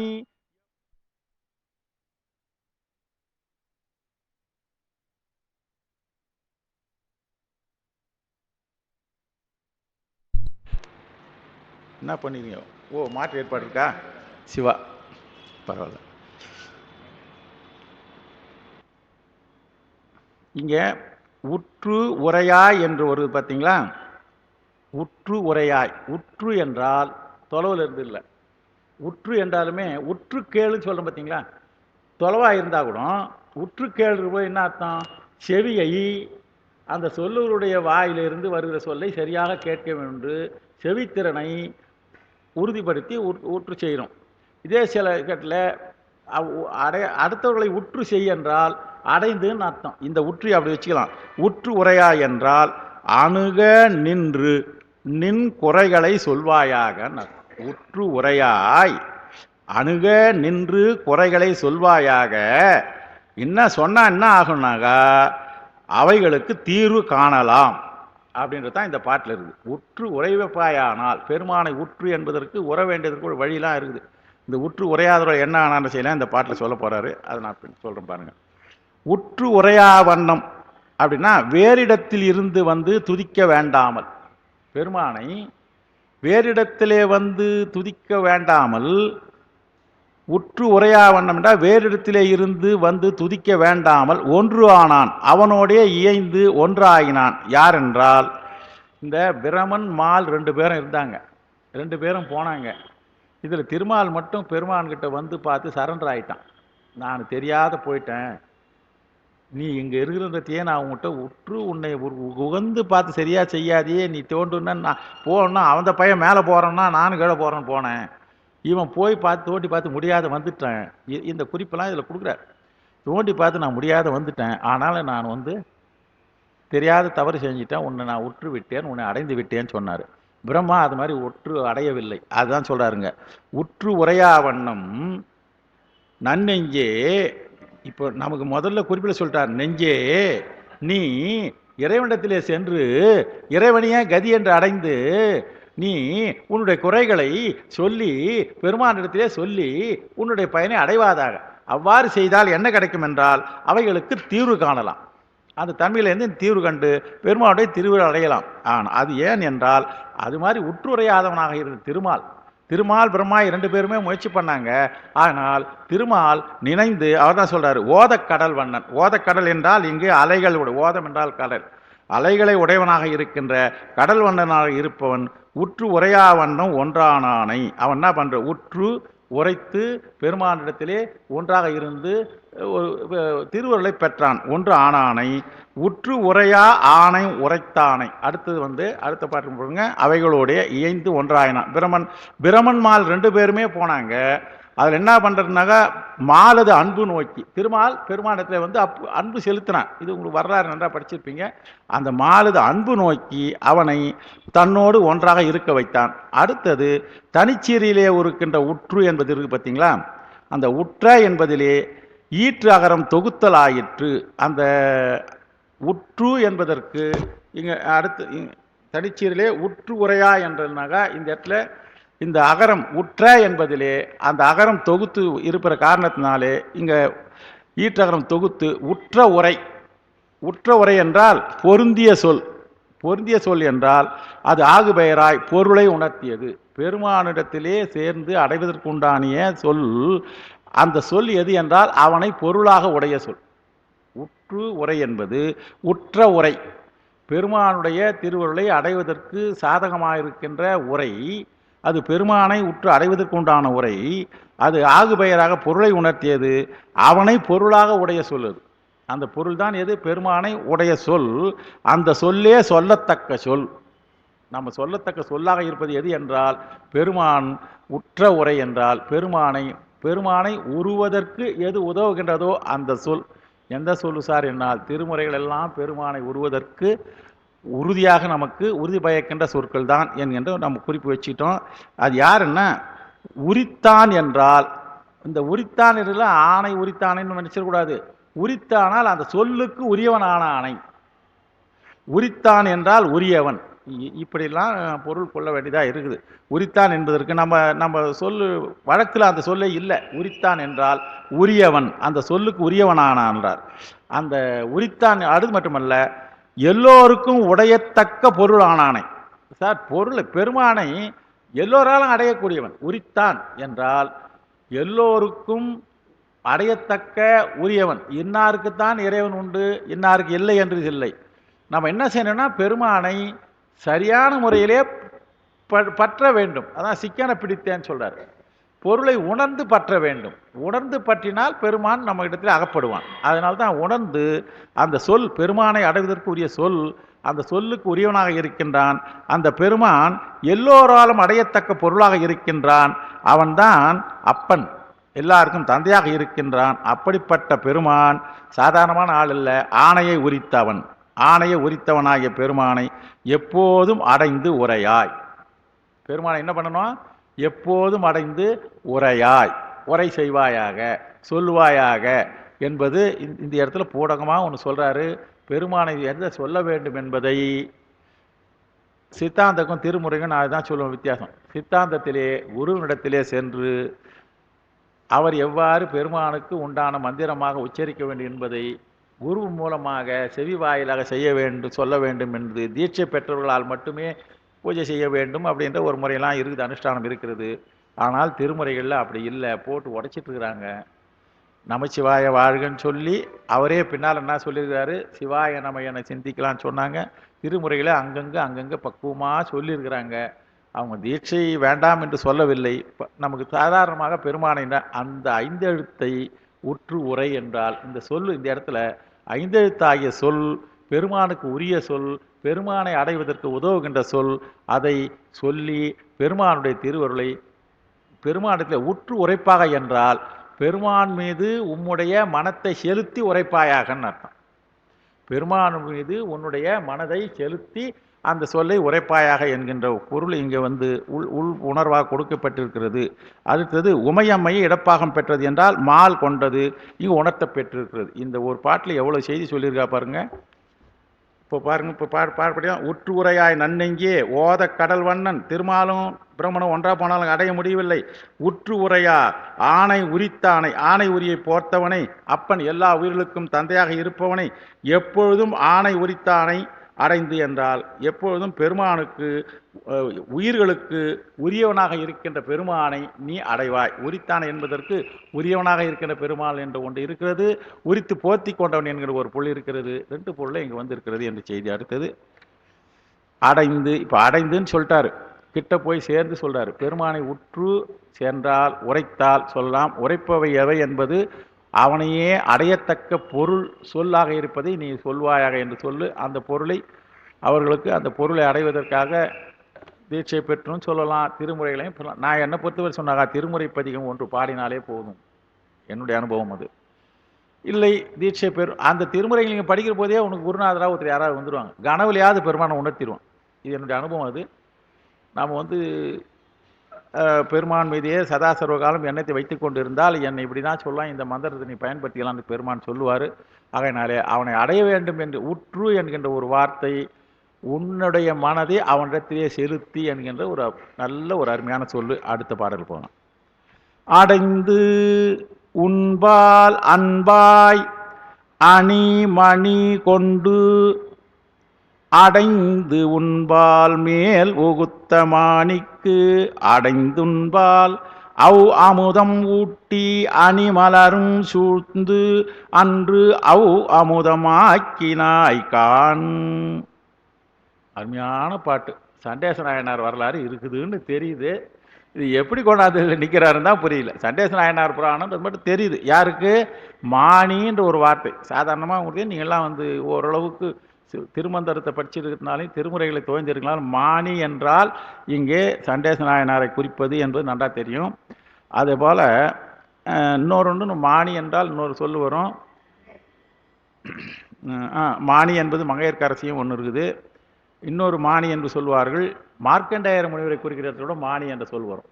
எல்லாம் பெருமானுக்கு ரொம்ப அணுக்கமாக இருந்தவங்களை பற்றி சொல்கிறது மாணி என்ற சொல்லு. இங்கே என்ன வருதுன்னு பார்ப்பேன். அடைந்து உன்பால் அன்பாய் அணி மணி கொண்டு அச்சித்து அடைந்து உன்பால் மேல் உகுத்த மாணிக்கு. பாருங்க, அடைந்து உன்பால், உன்பால் அடைய, உன்பால் அடைவதற்காக, உன்பால் அடைய அப்படின்னு அர்த்தம். முதல்ல இருக்க அடைந்து உன்பால் பண்ணுறது இப்படி பேசுங்க. உன்பால் அடைய, உன்பால் அடைவதற்காக பெருமான் பக்கத்தில் அடையணும்னு என்ன சொன்னோம் போன பாட்டில்? உற்றுன்னு சொன்னோம் இல்லையா? சிந்தனையை நிந்தனக்காக்கின்னு திருமுறையில் வரும். சிந்தனையை நிந்தனக்காக்கின்ற அந்த வார்த்தையை சார் திருமுறை சொற்கள் எவ்வளோ உதவுது பாருங்க. பெருமானுடைய திருவருளை பெறுவனம் என்றால் பெருமானிடத்தில் நீ அடையணும். அடைந்து உன்பால், உன்னுடைய பகுதியில் அடைந்து. இதை எப்படி அடையணும்னா, இப்போ அகபூஜை செய்பவர்கள் அகபூஜை செய்கிற போது என்ன பண்ணணுன்றது உங்களுக்கு தெரியும், அகபூஜை பற்றி தெரியும். மனதினாலேயே பூஜை செய்வது. வெளியில் நடக்கிற பூஜை நல்லா வச்சுங்க. அந்தனாளர் செய்கிறாரு, என்னென்ன பொருள் இருக்குதோ சாமி என்னென்ன போடுறாருன்னு பார்த்து எல்லாத்தையும் தெரிஞ்சுங்க. அவ்வளவையும் மனசினாலேயே உங்களை அர்ச்சகராக நினைத்து கொண்டு சிவலிங்கத்தை ஸ்தாபனம் செய்து கொண்டு அந்த சாமிக்கு என்னெல்லாம் ஐயர் செய்கிறாரோ அந்த பூஜையை செய்வதாக நினைத்து கொண்டு செய்து அப்படின்ற அகபூஜை செய்வதை குறிக்கிறது. உன்பால் அடைந்து என்றால் அகத்திலேயே பெருமானுடைய இலிங்கத்தை நிறைவு செய்து அன்பாய். அங்கே அன்பு இல்லைன்னாக்கா எதுவுமே நடக்காது. அன்பு இருந்தால் தான் பெருமானுக்கு எதில் ஆப்பிடுவாராம் பெருமான். அன்பனும் பிடியுள் அகப்படும் மகள். ஆகையினால அன்பால் உன்பால் அடைந்து இப்படி வச்சுங்க. அன்பாய் உன்பால் அடைந்து அணி மணி கொண்டு என்றால் இந்த இப்போ சாதாரணமாக தான் நம்ம வந்து இப்படி யோசனை பண்ணி பாருங்க. இப்போது நம்மால் வந்து பூஜை செய்கிற போது ஒரு பொன் ரத்தனத்தை எடுத்து போய் சாமிக்கு பூஜை பண்ணால் நம்மளால் முடியாது. ஆபரணங்களை நிறைய சாமிக்கு செய்யணுன்னாக்கா ஓரளவுக்கு ஏதோ ஆபரணங்களை வாங்கிடலாம். இப்போ அதை கூட என்ன பண்ணுறாங்கன்னா எல்லாம் வந்து நல்லா வெளியில் நல்லா தெரியாதுன்றதுக்காக இப்போ தவறாக அதை குறைந்த கேரட் உடைய ஆபரணங்கள்லாம் பெருமானுக்கு போடுறாங்க. இப்போ ஐயர் என்ன சொல்கிறாரு, கடைசியில் அந்த பன்னீரை ஊற்றி ஒரு பூஜை பண்ணுவார், உபயகாரம் மட்டும் நகை கொடுங்க, ஏதாவது பொண்ணு தான் கொடுங்க. அது கூட வாங்கி கொடுத்தா கூட சில நேரத்தில் கொடுத்தது சரியாக வர மாட்டேன்னு சொல்லிட்டு சங்கடமாக போகுது. சில இடங்கள்ல அது மாதிரி ஆய் வருது. ஆனால் சார் அகபூஜை செய்வர்களுக்கு கட்டணமே இல்லை. இது ஏன் அகபூஜை? அகபூஜை செய்கிற போது ரத்தனத்தை கூட பெருமானுக்கு சூட்டலாமா? பாவனையாக தானே செய்ய போகிறோம். சொல்கிறார் பாருங்க, அடைந்து உண்பால் அன்பாய், அணி என்றால் பொன்னாலாகி அணிகலன்கள், மணி என்றால் ரத்தனாபரணங்கள், கொண்டு என்றால் பாவனையாக கொண்டு. ஆக அகபூஜை செய்வதுக்கு தான் புற பூஜை செய்வது மரபு. அதைத்தான் செஞ்சாராம் யாரு? சண்டேச நாயனர். அவர் செய்கிற போது அவர் வந்து அந்தனர் குலம் இல்லையா? ஆமா ஆமா, அதுதான் இங்க இது அருமையா சொல்ல. அணி மணி கொண்டு அச்சித்து அன்பால் அடைந்து உண்பால் அச்சித்து. அடைந்து உண்பால் என்றால் புற பூஜையாக செய்கிற பொழுது உன்னுடைய மேல் உகுத்த. உண்பால் என்றால் உண்ணுதல், மனசில் நினைத்து, பெருமானை மனசிலே நினைத்து செய்யணும். பூஜை செய்கிற புற பூஜை செய்கிற போது என்ன பண்ணணுமா? பெருமானை பெருமானே என்று மனதிலே நினைத்து, வேற எங்கேயோ கவனம் வச்சுக்கணும். பால் ஊற்ற போகிறேன்னு சொல்லிட்டு சாமி பால் எதுனா பால் எடுத்து. இப்போ எப்பவுமே நீங்கள் பூஜை பண்ணும்போது பார்ப்பீங்க, ஒருத்தர் உதவியாளராக இருப்பாங்க, நிறைய எடுத்து கொடுப்பாங்க. எடுத்த உடனே பூஜை பண்ணுற போது பெருமானுக்கு கொடுக்கறதுலாம் வாங்கி செஞ்சுக்கினே இருக்கணும். அதை விட்டுட்டு எவ்வளோ இருக்குது, இன்னும் இவ்வளோ இருக்குதா, அவ்வளோ எத்தான்ட்டாங்களா இன்றைக்கி, போச்சு, இன்றைக்கி இவ்வளோ நேரம் தான் ஆக போதும். அது உண்பால் அடைந்து செய்கிற பூஜையாக இருக்காது. அதான் சொல்கிறாரு, அந்த அன்பு அடிப்படையாக வச்சு உண்பு மேல் உகுத்த மாணிக்கு. இங்கே மாணி என்பது பிரம்மச்சாரியாக இருப்பவர்களுக்கு மாணின்னு குறிப்பு. பிரம்மச்சரியத்தை காட்பவர்களுக்கு மாணி என்கின்ற ஒரு பொருள் இருக்கிறது இலக்கியத்தில். அந்த வகையிலே இருந்து பிரம்மச்சாரியாக இருந்தவர் சண்டேஸ்வரர் குறிக்கிறது. அடைந்து உண்பால் அவர் என்ன பண்ணார்? அவருக்கு உன்னுடைய திருவருளை கொடுத்து, அவருக்கு என்ன கொடுத்துருக்கிறோம் பாருங்க. அவர் கொடுத்து அமுதம் ஊட்டி. பெருமானுக்கு அமுதம் என்று, இந்த என்பது சுட்டு. அமுதம் என்றால் சிறப்பான அமுதம்னு பேர். அவருக்கு கிடைச்ச அமுதம்னா சொல்லுங்க, எல்லாருக்கும் கிடைக்கிற அமுதமா அவர் கிடைச்சது? பெருமானுக்கு எவையெல்லாம் நைவேத்தியம் செய்யப்படுகிறதோ அவ்வளவும் அவருக்கு கிடைச்சது. அதனால ஒரு சிறப்பாம கொடுத்து அணி மணிலும் சூழ்ந்து. அவருக்கு மலர் என்றால் உனக்கு கொடுக்கின்ற மலர், பெருமானுக்கு எவையெல்லாம் மலராக கொடுக்கிறோமோ அவளையும் சூழ்ந்து கொடுத்து அன்று அமுதம் ஆக்கினாய்கான். அவரை என்ன பண்ணிருக்கிற? அவரை நீயாகவே ஆக்கினார். பெருமானுக்கு என்ன பண்ணாரு? எனக்கும் உனக்கும் எந்த விதமான இல்லை என்று, எனக்கு கிடைப்பதெல்லாம் உனக்கு கிடைக்க வேண்டும் என்ற செய்தி. இது மேலடியாக சொல்லிட்டேன். இப்போ உள்ள பாருங்க, இப்போ சில சொற்களுக்கு தனித்தனியாக பொருள் சொல்கிறேன். இங்கே சூழ்ந்து அணி மலரும் சூழ்ந்துன்னு சொல்லிடுற பாருங்க. பெருமானுக்கு அமுதந்து கூட்டார்ன்றது எனக்கு கிடைக்கின்ற போனகமும். போனகம் என்றது உணவு. சேக்கிழார் வாக்கெட்டில் போனகம் என்ற வார்த்தை வரும். அமுதம் என்று உணவு இருக்கும். பெருமாள் கிடைக்க உணவும் கொடுத்தாரு. மலர் என்றால் பெருமாள் கிடைக்க மாலை. சண்டேஸ்வரருக்கு பெருமாள் கிடைக்கிற மாலையெல்லாம் மலரும் சூட்டினார் என்று அப்பவே கையில் எடுத்து சூட்டினார். நல்ல பெரிய புராணத்தில் நீங்கள் பார்த்துருப்பீங்க. சூட்டி அமுதம் ஆக்கினார் என்றால் பெருமானை இவரை பெருமானை ஆகுதும் ஆக்கினா. இன்னும் சொல்கிறேன் பாருங்க. இப்போ சில இதெல்லாம் பொருள் சொல்லிடுறேன். உண்பால் அடைய அகப்பூஜையாக பொன் அணி இரத்தனாபுரம் கொண்டு பாவனையாக அர்ச்சித்தல். முதலிலே அகப்பூஜையிலே செய்வது. புற பூஜை செய்கிற பொழுது தான் இவர் வந்து வெளியில் அந்த பாலை அமைட்டினார் என்பனை அடைய என்பனை. ரெண்டாவது அடியிலே அடைந்து என்பதற்கு இல்லையா? ரெண்டாவது அடியில் அடைந்து இருக்குது பாருங்க. அந்த அடைந்து வந்து அடைவதற்காக. இந்த புற பூஜை எதுக்கு செய்கிறோம்? உண்பால் அடைவதற்காக. உண்பால் அடையினா என்ன அர்த்தம்? பெருமானிடத்திலே திருவடியை பேரு அடைவதற்காக. அப்படின்னா பிறவி இல்லாத நிலையை எய்துவதற்காக, இல்லைன்னா கையிலே சென்று பூதகணங்களிலே ஒருவராக எண்ணப்படுவதற்காக. வணக்கம். 4 பெருமக்களிலே, அதாவது பெருமக்களே 63 நாயன்மார்களிலே பல பேர் கையிலே என் அருகிலே வந்து இருப்பாயாகன்னு சொன்னார். என் திருவடியிலே இருப்பாயாகன்னாரு. இது அதெல்லாம் பிரித்து போட்டிருக்கிறாங்க. ஒரே கட்டத்தில் திருநெல்வேலியில், திருச்சிராப்பள்ளியிலையோ நினைக்கிறேன் நான், ஒரே தாளில் இந்த பெரிய புராணத்தை பற்றி முழுமையாக போட்டு அதில் போட்டிருக்கிறாங்க. யாரெல்லாம் வந்து எந்த வகையிலே பூஜை செய்தார்கள், அடியார்களை பூசித்தவர்கள் யார், இறைவனை பூசித்தவர்கள் யார் என்கிறதெல்லாம் விளக்கமாக கொடுத்துட்டு, சாலோக சாமிப சாருப சாயுச்சம் என்கிறது 4 வகையிலே எந்த முத்தியை எவரெவர் அடைந்தார்கள் என்றுதான் கணக்காக கடைச்சி போட்டு கொடுத்துருவாங்க. எப்படி தான் அந்த எக்ஸாக்ட் தேடி பிடிச்சி கொடுத்துருவாங்க. நம்ம பல முறை படிக்க வேண்டியதாக இருக்கும். அதெல்லாம் சுருக்கி கொடுத்துருவாங்க.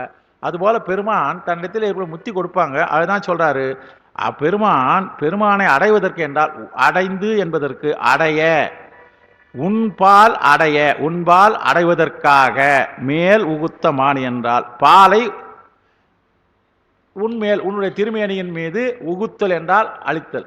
மேல் வரியில் அகபூஜை ஆகிட்டாரு, கீழ் வரியில் புறபூஜையாக செய்து சொல்லுகிறாரு. அப்படிப்பட்ட மாணிக்கு அடைந்து என்பதை அடைய என திரித்து முழுவதுமாக என உரைக்க, உன்பால் சிறந்த பொருளாக எண்ணப்படுகின்ற பால், உன் பால் என்பதற்கு சிறந்த பொருளாக எண்ணப்படுகின்ற பால், தனிச்சீரிலே இருக்கிற ஒரு அடையும்னு ஒன்று சொல்லுவது பாருங்க. தனிச்சீரிலே அந்த அடையும் என்பதற்கு உம்மை தொகுக்கப்பட்டு அடையும் துன்பால்.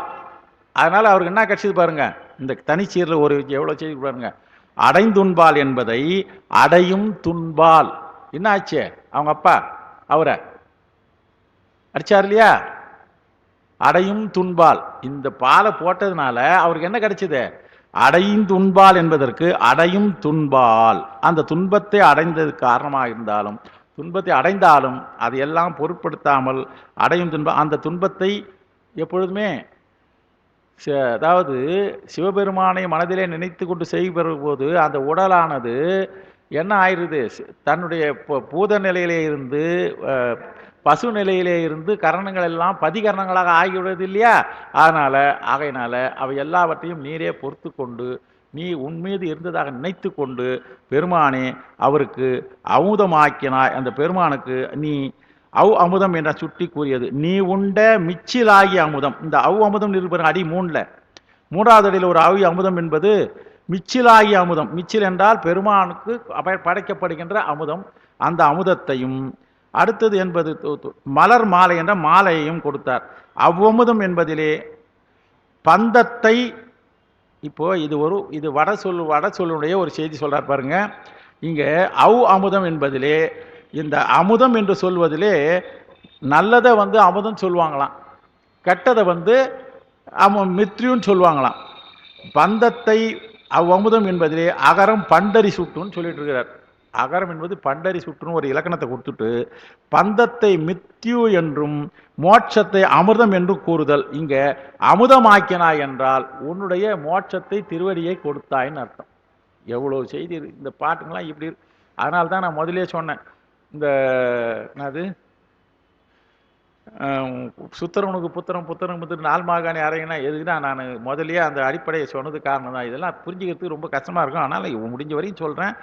அமுதம் என்பது இந்த என்பது சுட்டாக வைத்துக்கொண்டு அமுதம் என்பதிலே வடப்பகுதியிலே சொர்க்கத்தை அமுதம் என்று சொல்லுகின்ற ஒரு வழக்கு இருக்கிறது. அதை அடிப்படையாக வைத்து கொடுத்தாங்க. இன்னும் சொல்லலாம், நமக்கு இதுதான் மாணிக்க வாசகர் ரொம்ப சோறாக போட்டார். அவருக்கு அவங்க அப்பா அடித்த அடியே அவருக்கு என்னவா மாறி போச்சான்? பெருமான் அதை ஏற்று அவருக்கு பாதகமே சோறு பட்டினவா தோல் நோக்கம்னு சொல்லிட்டார். அந்த குறிப்பை எங்களுக்கு கொடுத்துருக்காங்க. இந்த பாட்டில் இவ்வளோ நல்ல செய்திகள் இருக்கிறது. பெருமானுடைய திருவடியை பெற்றுவதற்கு சண்டேசர் எவ்வளோ செஞ்சாருன்னு தெரியுது. நமக்கெல்லாம் தெரிஞ்சதுன்னா சண்டேசர் என்ன பண்ணார்? பாலை ஊற்றாரு, அவங்க அப்பா அடித்தாருன்னு தான் தெரியுது. ஆனால் அவர் எந்த அளவுக்கு இறைவனை தன்னுடைய மனதிலேயே செய்து கொண்டிருந்தார். இந்த சரியை என்பதை பற்றி இது அருணையாரோ எழுதியிருக்காங்க. சித்தாந்த வினாவிடைன்னு இருக்குது. சமீபமாக தான் அதை முழுவதுமாக வெளியிட்டாங்க. ரொம்ப நாளாக அது அச்சு இல்லாதே இருந்தது. பல ஆண்டுகளுக்கு முன்னே ஒரு 60 ஆண்டுகளுக்கு முன்னே வெளியிட்டது, மறுபடியும் கிடைக்காது இருந்தது. இப்போ சமீபத்தில் தான் அறக்கட்டளையில் இந்த ஆண்டு விழாவும் போது தான் நினைக்கிறேன். இப்போ இந்த ஆண்டு விழா சென்ற ஆண்டு விழாவில் ஒரு நாள் நடத்தின போது அப்போ புத்தகம் கொண்டு வந்தாங்க. அப்போ கிடச்சி சித்தாந்த வினாவிடன்னு எழுதிக்கிறாங்க. பெரிய நூல், 150 ரூபாய் என்னமோ 250 ரூபான்னு நினைக்கிறாங்க. அதில் கொடுத்துருக்காங்க. இந்த சரியை என்பது புறப்பூஜை செய்வதற்கு மட்டுமல்ல, அகப்பூஜை செய்பவர்கள் மட்டுமே புறப்பூஜை செய்வதற்கு உடையவராவர்னு இருக்கு. அப்போ என்ன செய்யணும்? புறப்பூஜை செய்வதற்காக ஆன்மார்த்த பூஜைன்னு பேரு அகப்பூஜை உள்ள முதல்ல.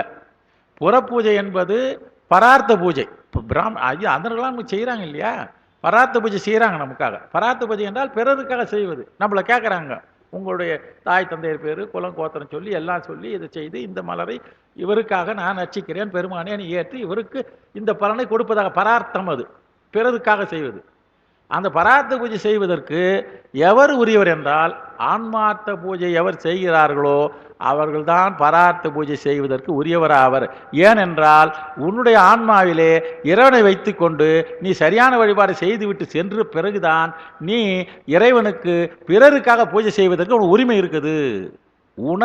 உனக்கு சரியான முறையிலே உன்னை நீ இறைவனிடத்திலே ஒப்படைக்காத ஒருவன் அடுத்தவருடைய குறைகளை எடுத்து வந்து அடுத்தவர்களுக்காக நீ எப்படி இறைவன்கிட்ட கேட்க முடியும்? சார், இது நான் சாதாரணமாக ஒரு செய்தியாக நம்ம படிச்சுட்டேன். ஆன்மார்த்த பூஜை செய்பவர்கள் மட்டும் பரார்த்த பூஜை செய்வதற்கு உரியவர்ன்றது இதில் எவ்வளோ பெரிய விஷயம் அடங்கி இருக்குன்னு நான் சரியை பற்றி ஒரு குறிப்பு எடுப்பதற்காக ஒருத்தருக்காக எழுதினேன். நான் அவ்வளோ அளவுக்கு அந்த செய்தியெல்லாம் அவ்வளோ நம்ம சித்தாந்தங்களிலே நுணுகி செய்தி உலகில் கொண்டு வாங்க. இன்றைக்கி அந்த ஆன்மார்த்த பூஜை பரார்த்த பூஜைன்னா போகிறேன் பலிக்கலைன்னா ஒன்றுமே வேணாங்க.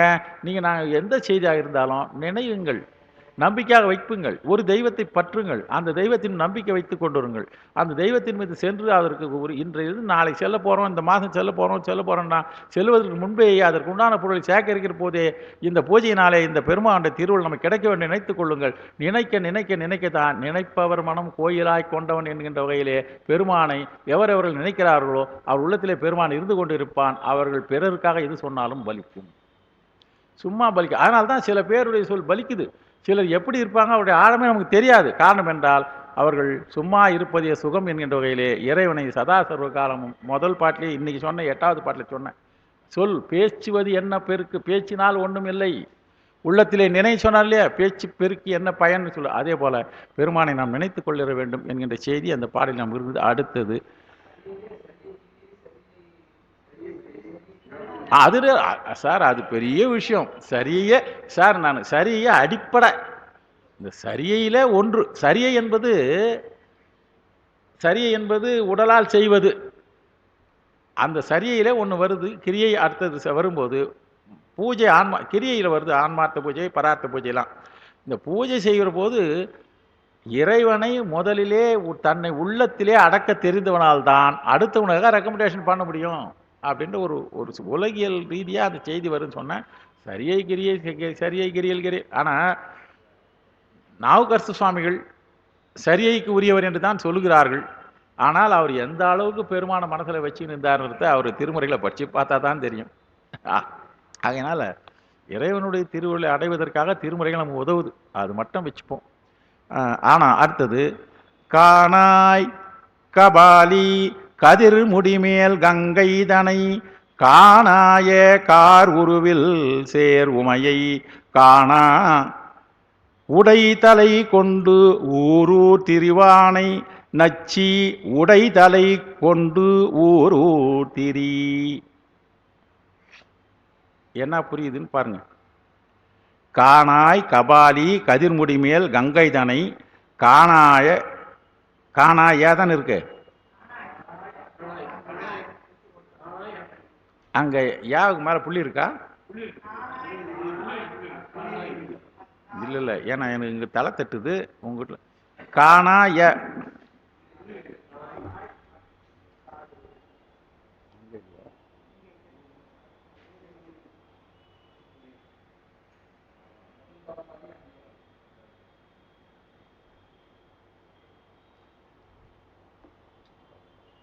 காணாயி. இவர் இந்த ஒரு சீரியை மேலே போட்டு விட்டுக்கிறாரு. இதுதானே பண்ணுறது உங்களுக்கு. இந்த கடைசி சொல்லு முதல் வரியில் 5 சொல் வரும் பாருங்க. அந்த முதல் வரியில் 5வது சொல்லு 2வது வரியில் முதல் சொல்லாக வச்சுக்கணும் இல்லையா? 4 நாள் தானே வரணும். ஆமாம். அது ஒன்றுமோ பிரிண்ட்ல போட்டுருக்காரு, பக்தவச்சல் தான் அது. ஆமாம் காணாய கார். ஆமாம், காணாய கார் உருவில். இப்போ என்ன சொல்றாரு? நெஞ்சே.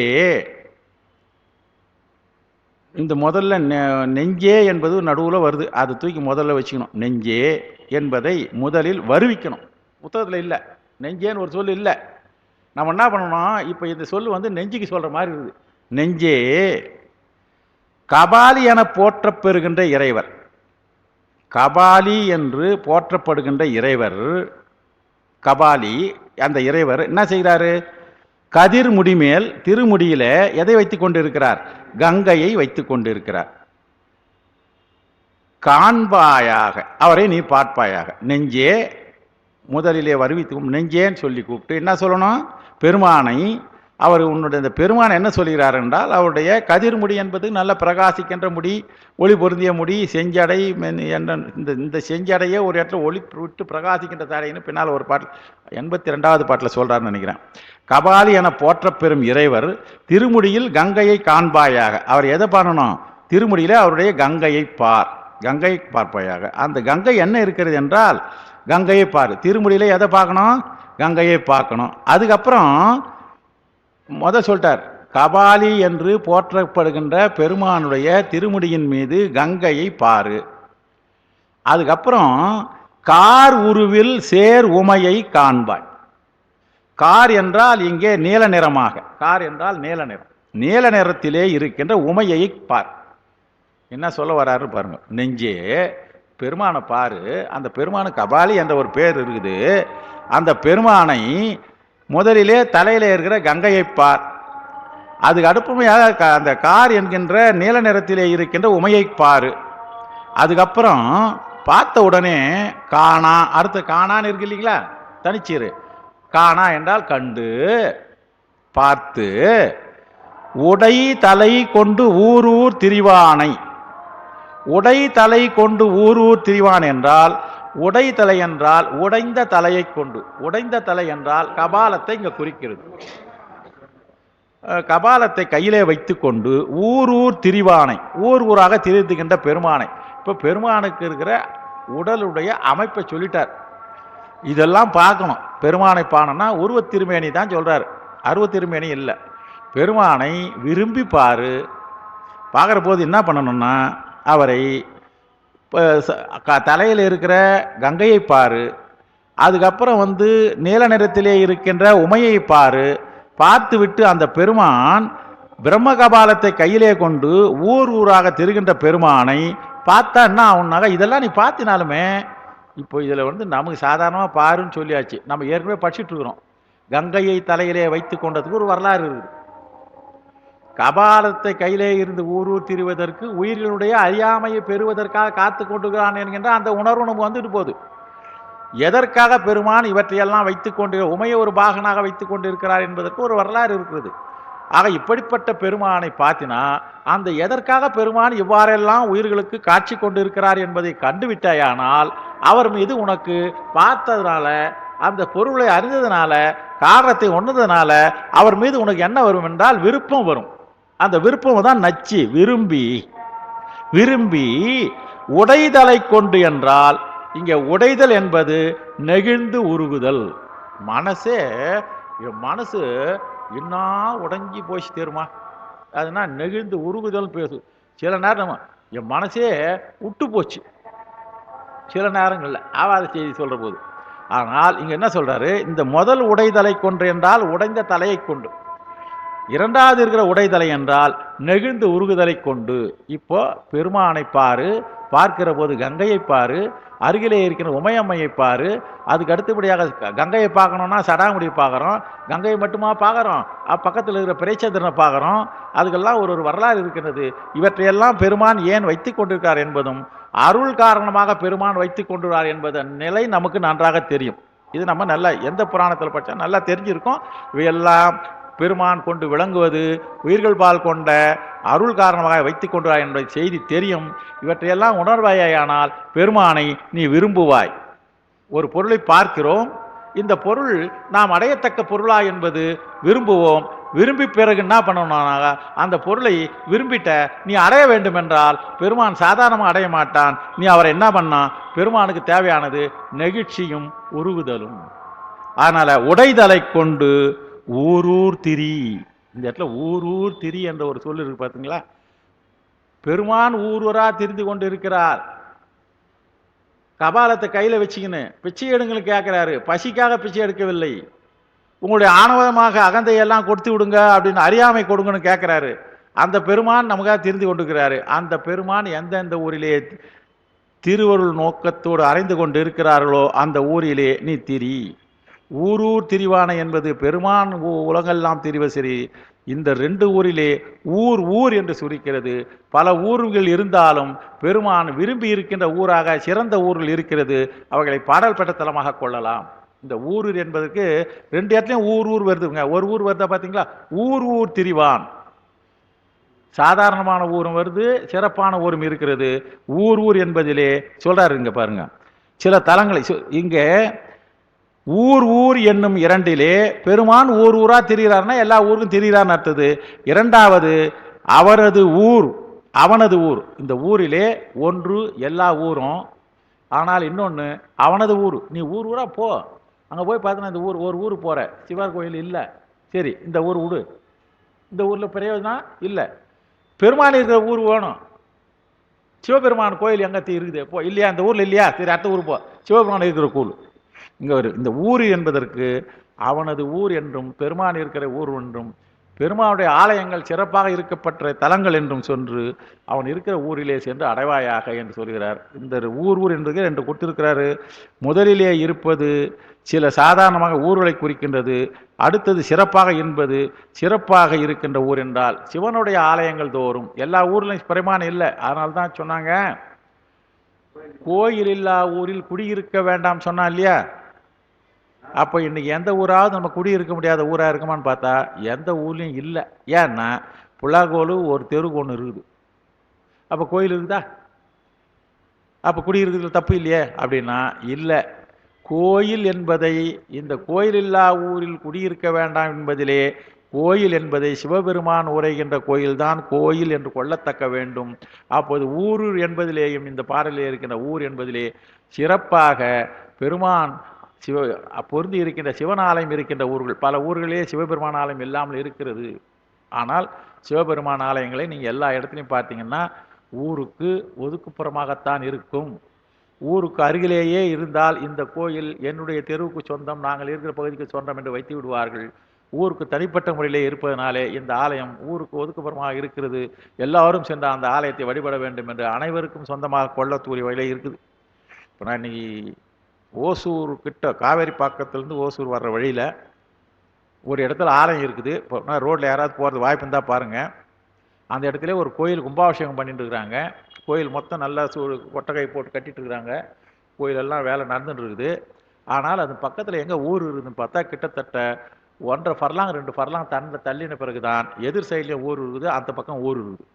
நான் என்ன போகும்போதும் பார்த்தீங்கன்னா இந்த ஊர் இந்த தள்ளி இருக்குதே, இவ்வளோ தொலைவு இருக்குதே, இங்கே யார் வந்து பண்ணுவாங்க, யார் ஜனங்க வர்றதுக்குன்னாக்கா அப்போ தான் இது எனக்கு இந்த ஞாபகம் வந்தது. பெருமானுடைய ஆலயம் அந்த ஊரிலே இருப்பவர்கள் வந்து சொந்தம் கொண்டாட்டம் என்று இருக்கிறார்கள். ஒரே இடத்துல இருந்தால் இது எங்கள் தெருவுக்கு சொந்தம், உங்கள் தெருவுக்கு சொந்தம்னு இப்போ சில இடங்கள் அந்த சிக்கல்லாம் வருது. ஆகையினால சிவபெருமான் ஆலயம் கோயில் என்பதை சிவபெருமான் ஆலயம் இருக்கிற ஊர் என்பதும் இந்த ஊர் என்பதிலே சிறப்பாக பெருமான் கோயில் கொண்டு இருந்துள்ள ஒருவரும் திரிவாயாக. இன்னும் நம்ம சொல்ல போனால் சிறப்பாக சொல்ல வேண்டும் என்றால் பாடல் பெற்ற தலங்களை சொல்லலாம். எல்லா தலங்களும் பாடல் பெற்ற தலங்களாக இல்லை. அடுத்து சொல்ல போனால் அந்த ஊர் சிறப்பாக சொல்லலாம். பஞ்சபூத தலங்களை சொல்லலாம், 7 ஊர் என்று சொல்லலாம், நிறைய இருக்குது, அங்கங்கே ஊர் சொல்லலாம். ஆனால் சிவபெருமானை சொந்தம் கொண்டாடுவதற்கு நிறைய இருக்குது தெரியுங்களேன். அப்படிப்பட்ட ஊரிலே சென்று இப்போ என்ன பண்ணணும், இந்த பாட்டில் என்ன செய்தி சொல்கிறாரு, பெருமானை உற்றுப்பார், பெருமானுடைய கரங்களிலே உள்ளதும் பெருமானை எண்ணெயற்ற அணிந்து கொள்கிறான் என்பதையும் இவற்றையெல்லாம் பாரு. 3 தான் ஐட்டம் நமக்கு சொன்னார். கங்கையை சொன்னார், உமையம்மையை சொன்னார், அடுத்தது கபாலத்தை கொண்டு இருப்பதை சொன்னார். அந்த உடைதலை என்பதனால உன்னுடைய உள்ளத்தை உடைந்து உருகி நின்று பெருமானிடத்தில் எதிர்ப்பது என்னன்னாக்கா பெருமான் உருக்கத்தை தான் எதிர்பார்க்கிறார், கடமைக்காக செய்வது அல்ல. தன்னுடைய உருக்கத்தை இருந்து ஒன்றி இருந்து நினைமீங்கள்னு வருது இல்லையா. பெருமானை நினைகிறோம், எல்லாம் தான் நினைகிறோம், அதுக்கு தான் சொல்றாரு இங்க நினைகிறோம். ஆனால் எப்படி நினைக்கிறோமா, ஒன்றி இருந்து நினையுங்கள் என்று ஒரு அருமையான சொல். அதே போல இந்த பெருமானை உடைதலை கொண்டு என்றால் உடைதல் என்பது இங்க நெகிழ்ச்சியாக உருகுதல், உடைதல், மனசு உடைதல் என்று சொல்லுவாங்க, நம்ம வழக்கமாக சொல்றோம். அப்படிப்பட்ட பெருமானை அடைய வேண்டும் என்ற ஒரு செய்தி. இல்லை, கார் உருவில் சேர் உமை எல்லாம் கரிய நிறுவம். உமையம்மைக்கு கரிய உருவத்தை சொல்றது இல்லை. அதனால இந்த இடத்துல இல்லை, மேகம் நீல நிறத்துக்கு தான் பொருத்தம் தான் இங்கே கொடுத்துருக்காங்க. அதனால கார் என்றால் கரிய உருவம்னா இங்கே பொருத்தமாக வராது இல்லையா, உமைக்கு கரிய உருவ சொல்ல முடியாது இல்லையா. அதனால நில நேரத்தை உடையதாக இருக்கின்ற சொல்லு. அதுக்கப்புறம் ஒன்றும் இந்த பாட்டில் டவுட் இல்லைன்னு நினைக்கிறேன், தெளிவாக இருக்கும். ஊர் திரி நம்மளை சொல்கிறாங்க பார்த்தீங்களா, அதுதான் சொல்கிறாரு. சென்று தொழுமீன்கள் தேவர் பிரான் என்னன்னு வந்து பார்த்தீங்களா, பெருமானை நீங்கள் சேர்ந்து அதுக்கு தான் 4 பெருமக்கள் நம்ம வழிகாட்டினாங்க. ஒரே இடத்துல இருந்து திருமுறையை பாடாதிய, ஒரே இடத்துல இருந்து பெருமானை தேடாத, ஊராக செல்லு, எங்கேயாவது ஒரு இடத்துல பெருமான் திருவுருவனுக்கு கிடைக்கும். 3 பெருமக்கள்லாம் அப்படி தானே சென்று வழிபாடு செய்தார்கள். ஆகையினால ஊர் திரிந்து அலை, பெருமான் நமக்காக அறியாமை போக்குவதாக திரிந்து அவன் அலைந்து கொண்டு இருக்கிறான். ஒரு 4 பாட்டுக்கு முன்னே சொல்கிற போது கால் கடுக்க நின்று உடைத்தால கால்லாம் நின்று செஞ்சான்னு சொல்றது. ஆகையினால பெருமானை அடைவதற்கு இத்தகைய தேர்தல் தேர்மை. அடுத்து 13. திரியும் புறம் எரித்த சேவகனார் செவ்வே திரியும் புறம் எரியச் செய்தார் திரியும் அரி ஆண் திருக்கயிலை எண்ணாதார் மேனி அரி ஆண் இருக்கையிலையாம். இந்த இடத்துல எல்லாம் சொல்லினே இருப்பாங்க. இது பாசிட்டிவாக சொல்கிறது நெகட்டிவான்னு சொல்கிறது இல்லையா? போனீனாக்கா கிடைக்கும்னு சொல்லுவாங்க, போகலன்னா கிடைக்காதுன்னு சொல்கிறதுக்கு இதே மாதிரி பெருமான் எவர்களெல்லாம் உதவி செய்கிறார் எவர்களெல்லாம் இல்லைன்றது ஒரு ஒரு கொஞ்சம் கடினமாக சொல்கிற மாதிரி இருக்குது. திரியும் புறம் எரித்த சேவகனார். திரியும் புறம் என்றால் உனக்கு நல்லா தெரியும், திரிபுரங்கள் முப்புறம். திரிபுரம் என்றால் 3 என்ற பொருளில் திரிபுரம் சொல்கிறது இல்லை. முப்புறம் திரிபுரம் என்று சொன்னால் திரி என்பது 3 என்று கொண்டால் அது வட சொல்லு. 3 அசுரருடைய புறங்கள் எல்லாம் எந்த இடத்திலே செல்ல வேண்டும் என்று அது நினைக்கிறதோ அந்த இடத்துக்கு அது சென்று விடுமா. திரிந்து கொண்டிருக்கிற புறம், பறந்து கொண்டிருக்கிற புறம்.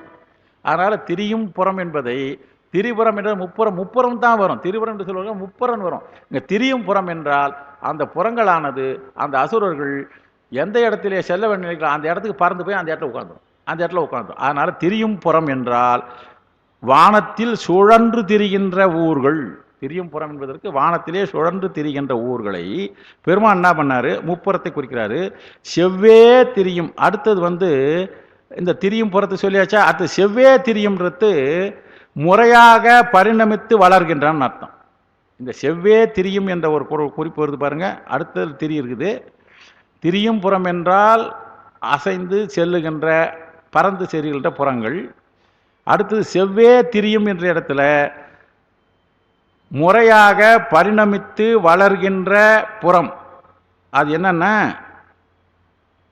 உடல்கள் குறிக்குது. பெருமான் அந்த உயிர்களுடைய வினைக்கு ஏற்ப உடல்களை கொடுக்கிறார் இல்லையா, அதுதான் நமக்கு. அது நமக்கு நிலையானது இல்லை. அது எங்கே போயிடுது, அந்த புறம் எரியச் செய்தார். அந்த பெருமான் திரிபுரத்தை எரியச் செய்து, அந்த திரிபுரம் எரித்தது முதல் வரி போச்சு.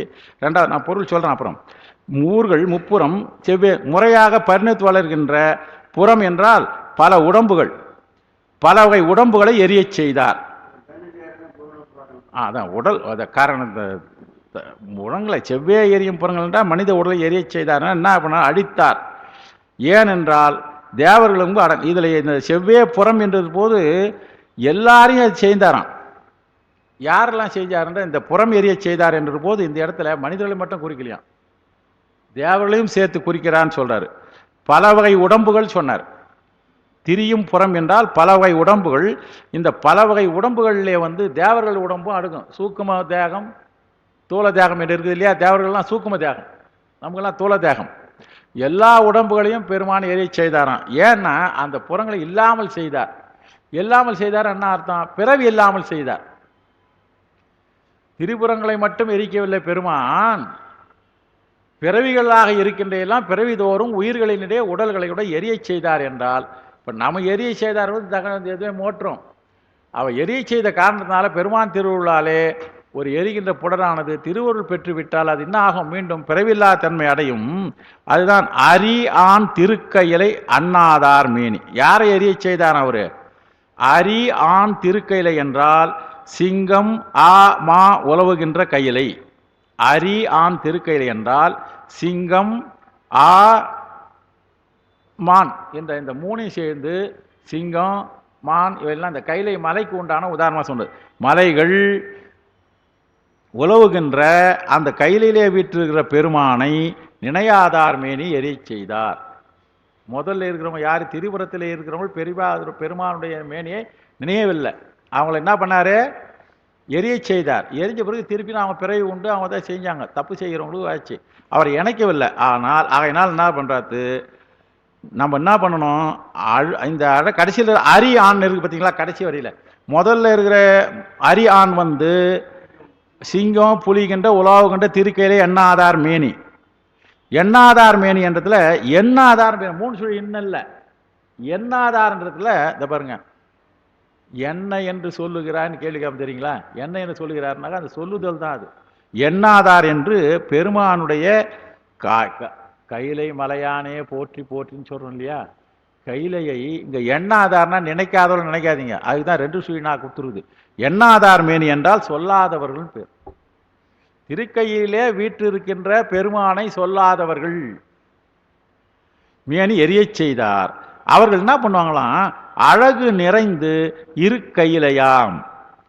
பெருமானுடைய பெயரை கைலாயநாதனே, காசி விஸ்வேதனே, கைலாயநாதா, காசி விஸ்வேசா, மயிலையும்பதியா, மதுரை சொக்கையா, திருநாவலூரா, வேதாரணியா, கும்பகோணேசா, கொடுங்காலூரா, கூற்றை உதைத்தோனே, குன்றை வில்லி, ஏற்றுவாகனா, திரியம்பகஞ்சோதி, பசுபதி, குமரா, கொன்றை சூடி, கொலை வழியாளி, ஈமத்தாடி, பிஞ்சகா, பித்தா, அரண்மால் உருத்திரா, ஆலகாலா, பிரபல்ய நந்தீசா, ஒற்றியூத்தியாகா, உருக்குமார் பேரா, வேதாரணியா, கும்பகோணேசா, கொடுங்காலூரா, குன்றை உதைத்தோனே, குன்றை வில்லி, ஏற்றுவாகனா, திரியம்பகஞ்சோதி, பசுபதி. இது நிகண்டுல சிவபெருமானுக்குரிய பெயர் தொகுதி. அது மாதிரி தெய்வ பெயர் தொகுதின்னு வருது நிகண்டுல. இது இன்னொன்று, இது நான் சொன்ன சேந்தன் திவாகரத்தில் வருது.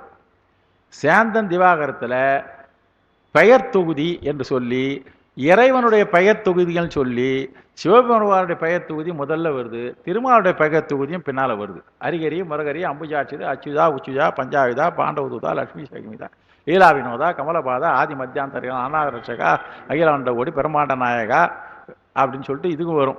இது எப்படின்னா இறைவனுடைய பெயர் தொகுதிகள் இருக்குது. ஏன் பெயர் தொகுதிகள்லாம் நமக்கு சாதாரணமாக சொன்னாங்கன்னா, சித்தாந்த திருமணம் நமக்கு சொல்லவே இல்லை. பெருமானுடைய பெயரை பிதற்றிகளே இருக்கட்டும், திருப்பி திருப்பி சொன்னால் சொல்ல மாறேன்ட்டு அதான் அங்கே சொன்னார்.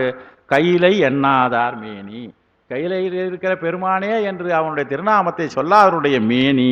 நமக்கெல்லாம் திருமுறையில் அருமையாக சொல்லியிருக்கிறாங்க. பெருமானுடைய பெயரையே சொல்லி கொடுத்துருக்காங்க, திருநாமத்தை சொல்லியிருக்கு. இருக்குங்க. அதுதான் நான் எங்கே இருக்குன்னு சொல்லிட்டேன். திவாகரத்தில் இறைவன் பெயர் தொகுதிகளில் இருக்குது. சேந்தன் திவாகரத்தை எடுத்து பாருங்க, இறைவன் பெயர் இருக்கட்டு இருக்கு சேந்தன் திவாகரத்தில் இருக்கு. திவாகரம் என்கிற நூலிலே இதெல்லாம் எனக்கும் எங்கள் அப்பா கூட இருந்து சொல்லி சொல்லி தான் பழக்கம். இதெல்லாம் படித்து வந்த பழக்கம் இல்லை, கேள்வி ஞானம் தான் நமக்கு. அதனால் இடம் இருக்குதுன்னு சொல்லிட்டாங்க. சேந்தன் திவாகரத்தில் இருக்குது.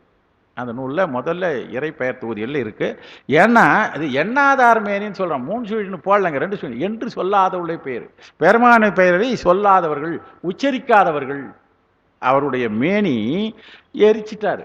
ஆனால் சொல்லுவருடைய மேனி என்ன ஆகும்னா, அரி ஆண் இருக்க இலையாம் என்றால் அழகு நிறைந்து இரு கையிலையாம் என்றால் அது இரு கையிலைன்னு இருக்குது இல்லையா, இருக்காது. அது அழகு நிறைந்து இருக்காது. எவர் ஒருவர் பெருமானுடைய திருமேனியை திருப்பெயரை சொல்லாது இருக்கின்றார்களோ அவருடைய உடலானது என்ன இருக்காது, இருக்காது. ஏன் அவர் எரிச்சாருன்றதுக்கு காரணம் சொல்றாரு. அவர்கள் பெருமானை நினைக்காதவர்கள். போன 2 பாட்டுக்கு முன்னே சொன்னார். திருப்புறத்தவர்கள் ஏன் எரிச்சார்னா, எண்ணாதார் மேனி சொன்னோம் இல்லையா, அவர்கள் நினையாது இருந்தார்கள். பெருமான் என்று நம்ம எல்லாம் ஆட்கொள்கிறோம், பெருமான் நினைக்காதார் மேனி சொல்கிறார். ஆகையினால எவர் ஒருவர்கள் கையில என்று சொல்லாமல் இருக்கிறார்களோ அவருடைய மேனி அழகு நிறைந்து இருக்க இல்லை, இருத்தல் இல்லை. அவர்கள் பிறந்ததுக்கும் பயனில்லை. அவர்கள் உடல் அழகு அழகுது. என்ன அழகு என்ன அழகுன்ற பாட்டில் குஞ்சி அழகும் குறும்பானை கோட்டழகும் அழகுன்னு சொல்கிறதுலாம் அந்த அழகெல்லாம் புறத்து அழகு.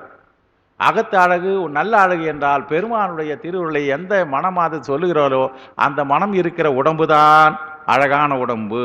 அழகு நிறைந்து என்றால் இந்த கடைசியில் இருக்கிற அரி ஆண் இருக்கு இல்லையா, அதுக்கு அழகு நிறைந்துன்னு அர்த்தம். அழகு நிறைந்து அந்த உடலானது இருக்காது. அவர் உடலானது அழகு நிறைந்து.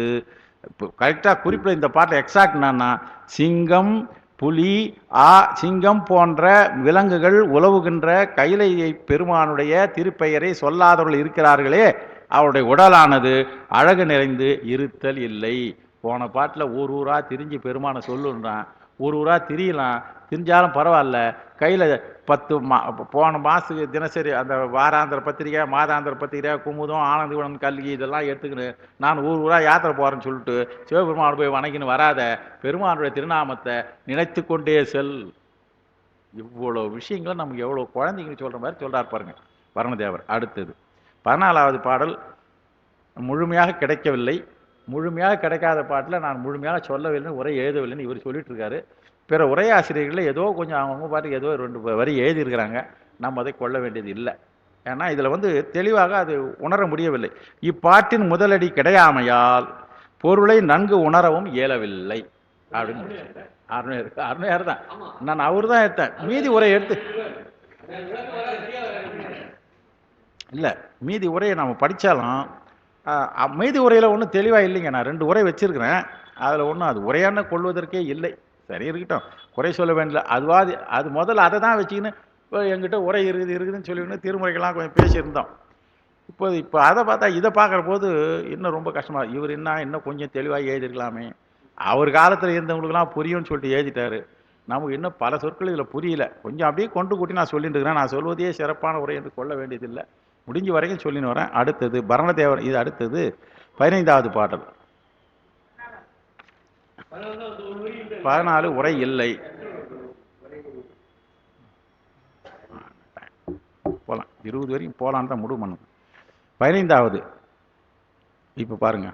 இப்போது இன்றைக்கு வரையுமே சொல்கிற போது பெருமானை நினை என்று சொன்னார். எப்படி நினைக்கணும்னு சொன்னார், ஊராக போய் சொல்லுனார், மனசில் நினச்சி போனார், சும்மா சொல்லக்கூடாதுன்னாரு. எப்படி சொன்னோம் அதுக்கு ஒவ்வொன்றும் இல்லஸ்ட்ரேஷன் கொடுத்தார். இவங்க இப்படி செஞ்சாங்க அதனால் கொடுத்தாங்கன்னு ஒரு காரணம் சொல்லி, அந்த பக்கத்தில் இருக்கிற பையன் நல்லா படித்தாமா, அவன் படித்ததுனால அவங்க தாத்தா எப்படி இருந்தார் பாரு, அந்த பையன் நல்லா படித்தான், பிஏ படித்தான், எம்ஏ படித்தான், நல்லா இருக்குது, அவங்க பாரு கார் வாங்கிக்கிறாங்க பாரு எப்படின்னா, அதனால் நீ கூட என்ன பண்ணுறதுக்குமா நல்லா படிக்கிறேன், நான் கூட நல்லா படித்து ஏரோப்ளான் வாங்குறேன் பாட்டான்னு சொல்லணும் குழந்தை. இந்த குழந்தைக்கு ஒரு எடுத்துக்காட்டு ஏது சொல்லணும். அதுதான் திருமுறை இவர் சொல்கிற போது மெய்கண்ட தேவர் எழுதுகிற போது என்ன பண்ணார், ஏது எடுத்துக்காட்டு எழுதி தான் கொடுத்தாரு. அது வரைக்கும் அவருக்கு கொடுக்கலனாக்கா அந்த இருக்கிற எப்போ உரை வந்ததோ, சிவஞான முறையர் உரை வந்ததோ, மாபாடியம் வந்த பிறகு தான் சித்தாந்தத்தையே படிக்க ஆரம்பித்தாங்களாம். நேற்று எங்கேயோ ஒரு குறிப்பு தான், இதான் இவங்க தான் சித்தாந்த வகுப்பில் கேட்டு சொன்னாங்களாம். இவர் சிவஞான முனிவர் உரை வெளியில் வந்த பிறகு தான் சிவஞான போதத்தை முதல் நூலாக கொண்டு செய்தி சிவஞானத்தை படிக்க ஆரம்பித்தாங்களாம். படிப்புது அதுக்கு முன்னே சித்தியாரை தான் வச்சுருந்தாங்களாம். காரணம் என்றால் சித்தியாருக்கு உரையெல்லாம் நல்லா தெளிவு அது கொஞ்சம் வந்தது. இதுக்கப்புறம் இந்த இவருடைய உரை போதத்துக்கு உண்டான உரையை நம்ம ஊர் புண்ணியம் இது எழுதினால தான் நமக்கு அவ்வளோ இதுவாக கிடைச்சுன்னு சொல்லிட்டு அது பெருமையாக சொல்லிப்பாங்க. அந்த வகையிலே இன்றைக்கி அது மாதிரி ஆமாம் ஆமாம் சித்தியார். அதனால ஆமாம் அவங்க அவர் அடிப்படையாக வச்சிருக்கிறாங்க. பரணதேவர் இது பாருங்க. அடுத்தது 15வது பாடல். ஏத்துற்று பார்த்தன் எழில்வான் அடைவான் போல் ஏத்து உற்று பார்த்தன் இறஞ்சுதலும் ஏத்துற்று பாசுபதம் அன்று அளித்த பாசூரான் பால் நீற்றான் பாசுபதம் இன்று அழியன் பால். என்ன மாரியா சொல்றார் பாருங்க. பெருமானைக்கிட்டு வணங்கினா என்ன கிடைக்கும்ன்றதுக்கு இது அவர் எழுதினாரே என்ன, அவர் பரணதேவர் இதை வச்சு தான் நினச்சி எழுதினாரத்தில் உரையாசிரியர் எவ்வளோ உள்ள டீப்பாக போய் சொல்லியிருக்காரு பார்க்கலாம். முதல் வரியில் மட்டும் பார்க்கலாம். ஏத்து உற்று என்பதற்கு துதித்தலை பொருந்தி. ஏத்துதல் என்றால் பெருமானை துதித்தல், ஏத்துதல் என்றால் துதித்தல், போற்றுதல், பெருமானுடைய புகழினை வாயார உரைத்தல், இதுதான் ஏத்துதல். இதுவையெல்லாம் நமக்கு உதவியாக இருப்பது திருமுறைகள். திருமுறைகளை படித்தா ஏத்துகிறோம் என்று அர்த்தம். ஏத்து உற்று பொருந்த துதித்தலை பொருந்தி பார்த்தன். நல்லா பார்த்தனம் நல்லா தெரியும் அர்ஜுனன். எழில்வான் அடைவான் போல் எப்படி பார்த்தானா பார்த்தன். இந்த இடத்தை எப்படிதான் வில்லிபுத்தூராருடைய பாட்டை இவர் பார்த்தாருன்னு தெரியல. வில்லிபுத்தூரார் அர்ஜுனன் தவம் செய்கிற போது வானத்தை 2 கண்ணை திறந்துக்கின்னு சூரியன் போய் வந்துன்னுக்கிறான், அவன் பாட்டு போய் வந்துக்கிறான். கிட்டத்தட்ட 10 வருஷம் தவம் பண்ணுறான். 10 வருஷமாகவும் கண்ணு திறந்துக்கினே தவம் பண்ணுறான். சூரியன் மேலே போயிருக்கும் வந்திருக்கும். அதுவும் இல்லாத கையை என்ன பண்ணான்னா 2 கையும் அப்படியே வானத்தை நோக்கி கையில் பிடிக்கிற மாதிரி கையை நோக்கிட்டான், அப்படி தூக்கிட்டான். இதை வில்லிபுத்தூரார் சொல்கிறாரு. இதை அப்படியே சொல்கிறார் நமக்கு. ஏத்து உற்று பார்த்தன் எழில் வான் அடைவான் போல் எப்படி இருந்தானா வானத்துக்கு அப்படியே அடையிற மாதிரி வானத்தை திரிஞ்சு பார்த்துட்டு கண்ணால் பார்த்திருந்து ஏத்து உற்று என்றால், 2வது ஒரு ஏத்துற்று என்ன, முதல் ஏத்துற்று என்றால் துதித்தலை பொருந்தி, 2வது ஏத்துற்றுனாக்கா உயரத்திலே ஒத்து பாட்டு உற்று ஏத்தி ஏத்து உற்றுனா உற்று பார்த்து, உயரத்திலே உற்று பார்த்து. பார்த்தன் இறைஞ்சுதலும். அர்ஜுனன் தவம் செஞ்சதை குறிப்பா சொல்றார். அர்ஜுனன் எப்படி தவம் செஞ்சான்றது குறிப்பா சொல்றார். பெருமான் துதித்தலை பொருந்தினான். மனசுல உன்னுடைய துதியை வைத்துக்கணும். கண்ணால வானத்தை அடைவது போல இருந்தான். கைகளால வானத்தை வைக்கினான். வானத்தை பார்க்குற மாதிரி சொல்லிட்டான். அதுக்கப்புறம் தன்னுடைய கண்ணால பெருமானை பார்க்குற மாதிரி இருந்தான். ஏத்து விட்டு பார்த்தன் இறைஞ்சுனாள். இப்படி தவன் செஞ்சான். சும்மா கிடைச்சிதா பார்த்தனுக்கு? இப்போ இதுல ரெண்டு விஷயம் சொல்றார். அகபூஜை புற பூஜை இதுல வந்து போதா? மனசனாலேயே பெருமானை நினச்சிங்கிறான்னு அங்கே வந்து போச்சு இல்லை. பெருமானை தவிர வேற எதுவும் நினைக்காது இருந்தான். பெருமானை தவிர வேற எதுவும் நினைக்காது தான் அந்த உடம்பு மொத்தமே அந்த உடம்பு மேலே என்ன நடக்குதுன்னு அவனுக்கு தெரியாது இருந்தது. பார்த்தன் ஒரு தாளின் மிசை நின்ற தாளின் ஊருவின் மேல் ஒரு தாளை ஊன்றி ஒன்றும் கருதாமல் மனமடக்கி விசும்பில் ஓடும் கதிரவனை கவர்வான் போல் கரங்கள் நீட்டி இருதாரை நெடும் தடங்கன் இமையாது. இது வில்லிபுத்தூரார் பாட்டு. நான் சொல்லாது இருக்கணும்னு பார்த்தா சொல்லிதான் தீரும். எப்படி பார்த்தானா? கண்ணால தெரிந்து பார்த்தான்னு சொன்னல. ஏத்து உற்று என்றால் பார்த்து உற்றான். உற்று பார்த்துன்னு அர்த்தம். எப்படி பார்த்தானா? நெடும் தடங்கன் இமையாது. சூரியன் போமையா கண்ணு கூசுமையா சொல்றான்.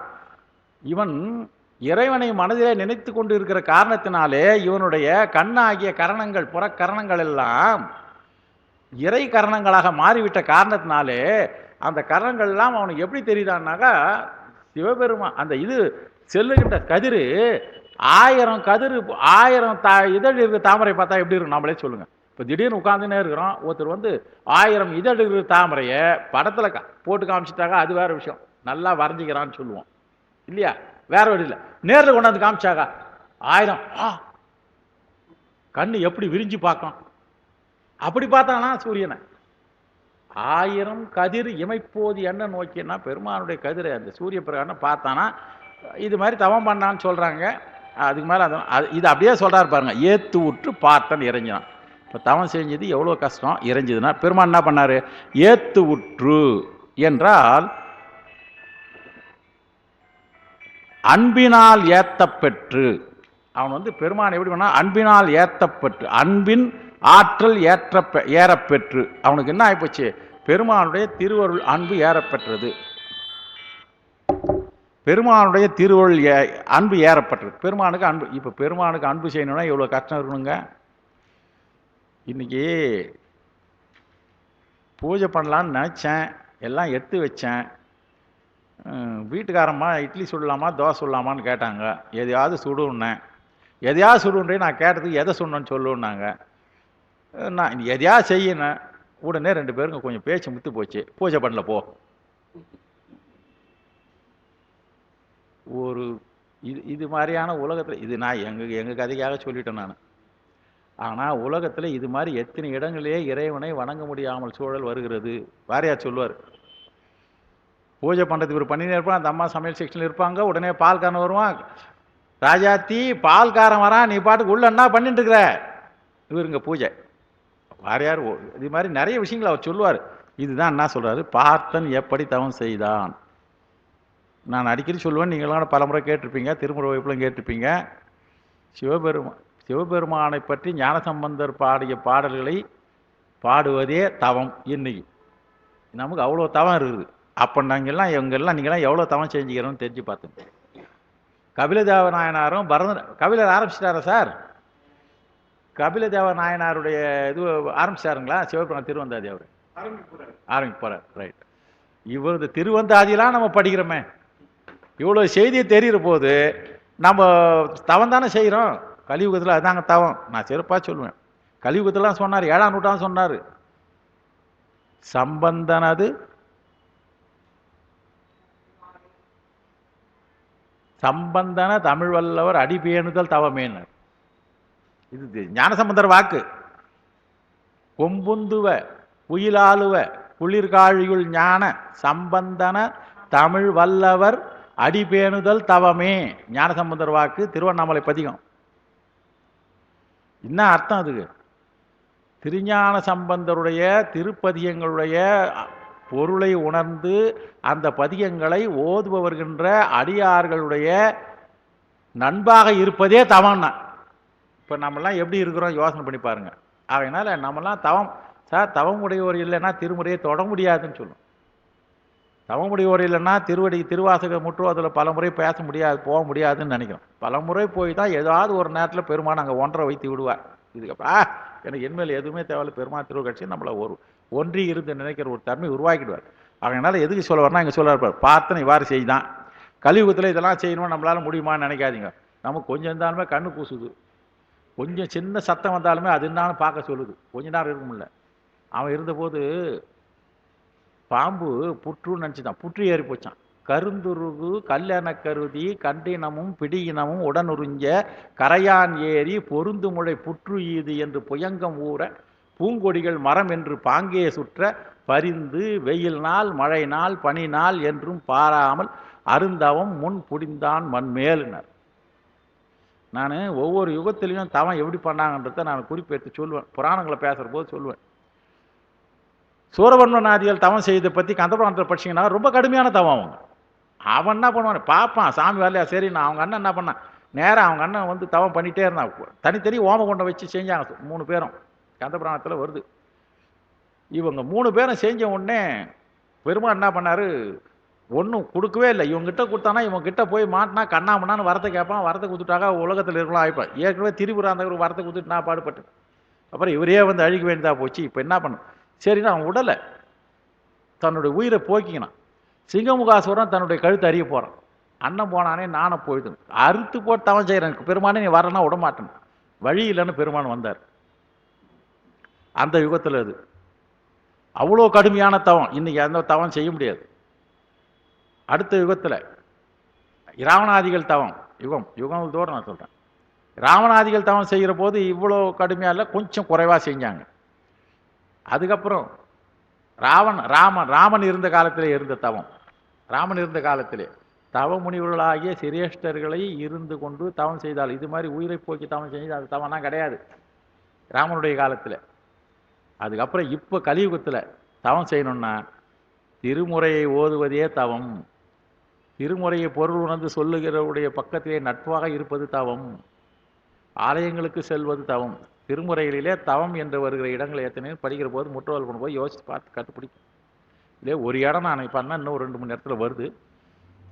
சம்பந்தன தமிழ் வல்லவர் அடிபேணுதல் தவமேன்னு இருக்குது. திருமுறை வாணர்களுடைய திருவடியை வணங்கி அவர் கூட சேர்ந்து ஆலயத்துக்கு சென்று, அதான் சுற்றுலா போகிறோம், அது போகிறோம் இது போகிறோன்றோம். சுற்றுலா என்பதை யாத்திரை செல்கிறோம், இதெல்லாம் தவத்துக்கு தான் நம்மளாம் தவம் செய்கிறோம். கலியுகத்தில் கடவுளை அலைஞ்சிருக்காரு. அதனால தான் அலைஞ்சிருக்காரு. எவனா வருவானா கொஞ்சம் நம்மகிட்ட கடவுளேன்னு சொல்லுவானான்னு பார்க்குறாரு.